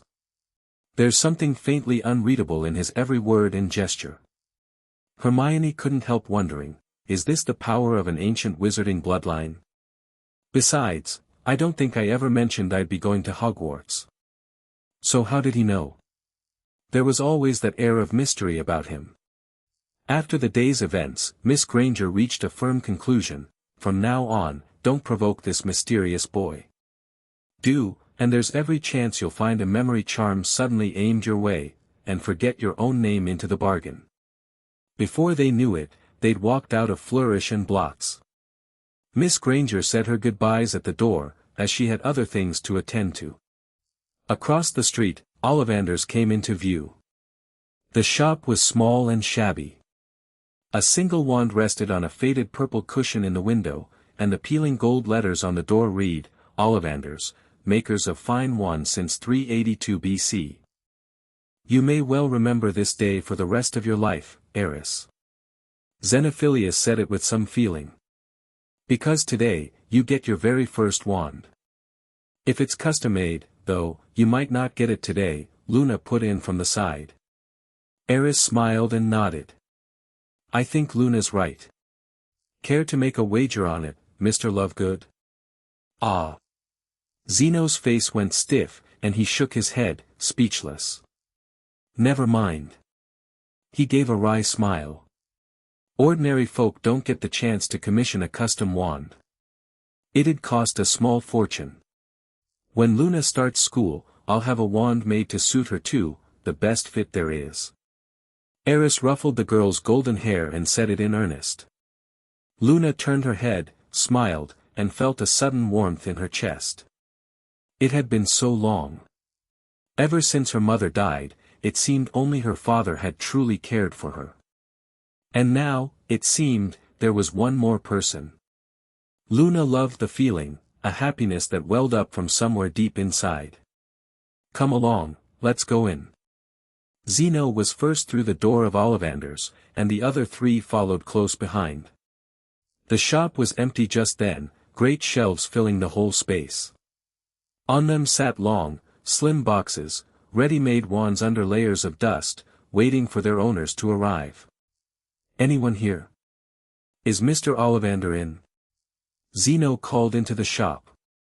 There came the sound of a ladder sliding along its rail, and then a slow, faintly mysterious voice.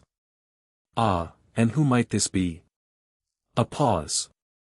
Hornbeam, unicorn hair, 14.5 inches, gifted and singular, quick to adapt to its wizard's magic. Another pause. It's been a long time, Xenophilius. A long time indeed, Mr. Ollivander. You're here today. Ollivander sounded puzzled. I recall you have a daughter, though she can hardly be old enough for school yet. He looked past, and saw Aris standing beside Luna. Ah, so you've brought a young one along. And this is? He looked to Zeno with a searching gaze. My name is Aris Shafik. The boy spoke up for himself. Shafik? At the word, Ollivander's expression shifted plainly, surprise crossing his face. Could it be, that family? He murmured it half to himself and came quickly down the ladder. Yes, I'd heard the rumors, that the heir of that house had appeared, a boy of only 11. I ought to have guessed sooner. Still muttering, Ollivander made for the great shelf on the left, pausing on the way to ask, Tell me, child, right hand, or left? Right hand, Aris answered on reflex. As with most, of course. Ollivander was already at the shelf, running his fingers over one slender box after another. Meanwhile a tape measure on the shop's table sprang to life of its own accord and began taking Aris's measurements, though Aris couldn't for the life of him say what measuring his height and the length of his arm had to do with choosing a wand. A moment later Ollivander came over with a box. Here, I think you might try this one. He opened it, drew out the wand, and handed it to Aris. Ebony, with a core of white river monster spine, 14.2 inches. Singular, steadfast of conviction, powerful and elegant in the casting. Aris looked at the strikingly shaped black wand and found himself eager to try it. He'd already decided on a custom wand, but there was no harm in a test first. He drew a breath and reached out to grip the handle.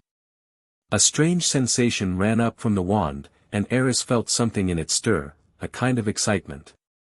Then he gave a gentle wave, and a surge of magic flowed into the wand. In an instant the whole shop flooded with vivid green, and every wand in the place began to tremble faintly. The sight stunned everyone present, Ollivander included. A miracle. This is nothing short of a miracle. The words burst from Ollivander. He stared at the trembling wands, and at the shelves now sprouting grass and green shoots where the light had touched them, undisguised shock in his eyes. This magic brims with sheer life force, enough to set so many wands resonating at once. Power like this has no business appearing in a small boy. Ollivander looked sharply at Aris, then snatched the wand back from his hand. No, suitable as this wand is for you, it plainly reigns your ability in. Let me think, what else could possibly be worthy of a talent this staggering? Yes, that's it. He moved briskly to a small shelf beneath the stairs and carefully drew out a box. Perhaps this one will suit you. Willow, Phoenix Feather Core, 13.7 inches. He held it out. Its vitality runs strong, it can draw your potential to its fullest. A phoenix feather is an exceedingly rare core, and terribly particular about its master. But I've a feeling you can master it. Aris took the wand Ollivander offered. Before long, that strange sensation rose again, but this time, plainly, something was different. Very different. A wave of loneliness and desolation surged up into Aris's heart, and then his magic swelled, and the whole shop was thrown once more into an eerie scene. Only this time it wasn't teeming with life, it was as still and bleak as death itself. A grey aura swept across every shelf like a tide. The grass and green shoots that had sprung up under Aris's life force a moment before were swallowed in an instant, blackening to charred ash. The sight startled everyone in the shop all over again. How is this possible? Ollivander looked on the verge of losing his mind, clutching his head, pacing rapidly on the spot. This power is like death itself. Zeno's mouth fell open in shock as well. How can the powers of both life and death dwell in one person? And Willow so clearly stands for vitality, why would it? Ollivander's muttering ran on, and he seemed to sink deeper and deeper into it. Aris, put the wand down. Luna's airy voice reached his ear. The words made Aris's heart jolt, and he quickly set the wand down. Only then did he realize the deathly power he'd loosed had been about to spill out of the shop entirely. This power of death seemed far stronger than the life force before it, or so the effect of his casting suggested, at least. I see. All at once Ollivander stopped short, spun round, and cried out. It's the phoenix feather. A phoenix feather is unruly, yes, and immensely powerful, but its most essential trait is the power of rebirth. Death gives way to rebirth, and after rebirth all things wither once more, that is the true meaning of the phoenix's renewal. An ordinary person simply cannot draw that quality out in full. He stared at Aris. And yet you brought this wand's ultimate power out with such ease. It's incredible. Ollivander regarded Aris almost as one might a monster, brow furrowed, plainly wrestling with some fierce inner debate. So, what exactly is the situation? It was Zeno who sensed something amiss and asked. After a long moment, Ollivander sighed helplessly. Forgive me, this young gentleman's talent is simply too strong. Much as I'd rather not admit it, I think. He looked around the shop, and in that instant seemed to run through every wand in the place in his mind. There may not be a wand here worthy of you. You must be joking. Zeno stared at him, dazed.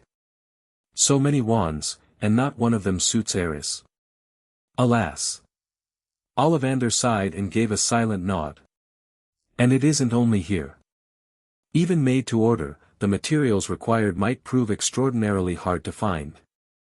This child commands the powers of life and death at once, a talent so rare the demands on his wand would be exacting in the extreme.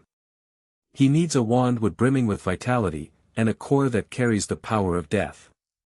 More than that, both materials must be strong enough, and rare enough, to bear a magical talent this fearsome without ever holding it back. And materials like that are usually vanishingly scarce, and staggeringly expensive. Hearing it, Aris frowned. He'd never imagined that his formidable talent, after merging with Merlin, might sometimes prove a hindrance, as now, when it left him hard-pressed to find a wand that fit. And who, exactly, am I meant to take that complaint to? Mr. Ollivander, it seems you've already met our young master. Just then, a voice came from the shop door. Aris turned to see Henry striding in, elegant as ever. Behind him, 3 porters hauled an enormous crate, trying to wedge it through the wand shop's entrance. Young master, I've done as you asked. Once inside, Henry first bowed respectfully to Aris, then gestured to the great crate behind him. I hope these wand materials will help you have a wand made to fit you. Henry, you've brought wand materials. Ollivander's eyes lit up at the sight of the crate. That I have. Henry gave a wry smile and shook his head. This young man is the young master of the Shafik family. There's scarcely a wand material in the world he couldn't lay hands on if he wished. A note of pride entered his voice, and he looked at Aris with satisfaction. As if a Shafik descendant could be anything but extraordinary. Well then, let me see what you've brought. Impatient now, Ollivander made for the great crate, and Aris followed with interest, Zeno and Luna too. Phoenix feathers, fine, and rare, though I can't use them here, more's the pity. Ollivander opened box after box, shaking his head as he went, looking faintly disappointed. Cherry, holly, even elder, all rare, all powerful, splendid wand-making material, every one. And still, not quite enough. Don't lose heart. There are these, as well. Henry pointed to the corner of the crate, where several boxes plainly warded with protective enchantments held materials that looked especially precious. He reached in and lifted out two of them. I happened to overhear just now that the young master commands the powers of life and death both, and so needs wand material to match, yes? Yes. Ollivander nodded. Then I think these two will suit him very well. Henry drew his wand and cast a spell, then quietly opened the two boxes he'd taken out, revealing the materials within. This is. The moment he saw the two, a light kindled in Ollivander's eyes. What is this? Why does it look so odd? Luna asked, curiously examining the material in one of the boxes. That is a most unusual core, thestral tail hair. Ollivander was plainly straining to hold his excitement in check as he explained, slowly. The thestral is a very strange magical creature. Only those who have witnessed death can see it in its true form. A wand cord with thestral tail hair carries an immensely powerful force of death, and only a wizard who can command death itself could ever master such a wand. He paused. As far as I know, there is but one wand in the world with a thestral tail hair core. Its owner is named Albus Dumbledore. The headmaster of Hogwarts, the greatest white wizard of the age, Luna murmured thoughtfully. Just so. Only a truly powerful wizard can wield a wand cord with thestral tail hair, one strong enough to hold sway over death. Ollivander's gaze shifted to the other box, and his voice took on a slight tremble. And this is a wand wood that exists only in legend. Deathless wood. Legend holds its cut from the trunk of the immortal tree of myth.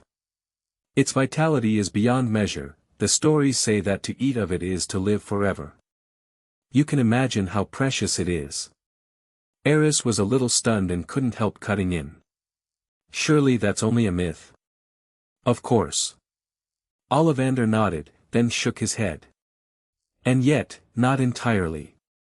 This wood is indeed extraordinarily rare, scarcely ever seen in the world. It holds magic beyond ordinary imagining, its vitality risen to a terrifying height. I cannot think of a single material better suited to your wand than deathless wood. His eyes gleamed. With deathless wood and thestral tail hair both, the powers of life and death would be joined in perfect balance, and only a wizard who commands life and death at once could ever master such a wand. Mr. Shafik, your meeting with these two must be fated. Like the very turning of destiny itself. At that, Aris glanced at Henry, a smile crossing his face. It isn't fate. I rather think Henry went to a great deal of trouble to gather these. So long as it serves the young master, there is nothing I wouldn't do, and gladly. Henry bowed to Aris, the two tips of his goatee curling faintly upward. Congratulations, Aris. Zeno pulled his gaze from the precious materials and spoke sincerely. Aris, you can finally have a wand made just for you. Luna smiled too, plainly delighted for him. Very well. I have the materials, I'll begin Mr. Shafik's wand at once. It will take 3 days or so. Ollivander could hardly wait, though he couldn't help muttering, a vast undertaking, this. But if it succeeds, the name of Ollivander's will ring through the wizarding world once more. He went on under his breath, Merlin's beard, the second wand in all the world cord with thestral tail hair. And to use the legendary immortal wood, no less. Ollivander swept up the materials from the floor and made for the workshop at the back of the shop, muttering all the while, wholly indifferent to the group still standing there. A singularly devoted wand maker, truly. Right, let's not disturb Mr. Ollivander any further. Zeno looked to Aris. Where to next? Home. He added, it seems your school supplies are all but bought. Aris looked at Henry and raised an eyebrow. Henry responded at once, handing over a bag about the size of a backpack. Young master, there are 1,258 books in here, every one I could find for now. Flourish and blots trades in popular titles, so the range isn't vast. I've added some from my own family's collection as well, so it should keep you reading for a good while. If you need more, I can find them, it'll simply take a little longer. Aris took the bag and nodded, satisfied. Thank you, truly. To have turned up over 1,000 assorted books in so short a time pleased him greatly, it was plenty to be going on with. Aris glanced back toward Ollivander's workshop, then said to Zeno, the wand will take another 3 days. I'd like to find somewhere to stay in Diagon Alley for those 3 days. Do you have other plans? I'm afraid I have to get back to see to the magazine, so I can't stay with you. Zeno said it with some regret. Then I'll stay. Luna spoke up suddenly, taking Aris's hand. Aris doesn't know the wizarding world very well yet. I can tell him what I know while we're here. Well. Zeno plainly hesitated. He clearly wasn't easy about leaving 2 children in Diagon Alley and heading back alone. By now the group had made their way out of Ollivander's. Thoughtful as ever, Henry hung a temporarily closed sign on the door and shut it behind them. Rest assured, Mr. Lovegood, I'll take the greatest care of the young master and Miss Luna here. Sensing Zeno's hesitation, Henry spoke up at just the right moment. He dearly wished Aris would stay, so he might fulfill his duties as a servant. Especially now that he knew Aris possessed so rare and fearsome a talent, he cherished his young master like a treasure. In that case, I've nothing to worry about. Zeno let out a breath, easier now. Then I'll be off first. He glanced at Aris and Luna, and left them with a final word. Do be careful, both of you. If anything happens, send an owl at once. Got it, Mr. Lovegood. Aris said with a smile. Luna nodded slightly too. Once the 3 of them had said their goodbyes, Zeno turned and vanished down the street with a disapparating crack. Now, young master, if you'll follow me. Henry extended a hand and performed an elegant, courtly bow. I'll see you and Miss Luna settled somewhere thoroughly to your liking. After you, Mr. Henry. Young master, just Henry will do. I think Mr. Henry suits well enough. This old servant couldn't possibly allow it. I insist. Very well. The 3 of them drifted further and further off down the streets of Diagon Alley, the mood easy and light. What Aris didn't know was this, just after they left, 2 figures appeared outside Ollivander's. Aris Shafik. A voice spoke the name, edged with arrogance and a cold gloom. The man wore dark green robes, his long golden hair smooth and sleek, a cane held in one hand. Draco, remember this name.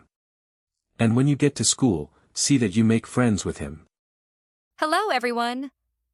As we wrap up this video, I want to share a quick note. I have a Patreon account. If you'd like to support me and enjoy on-demand audiobooks, you can become a Patreon member. Alternatively, you can check out my Google Drive link, which has 500+ novel audiobooks available through my Ko-fi or Patreon shop. I appreciate your support.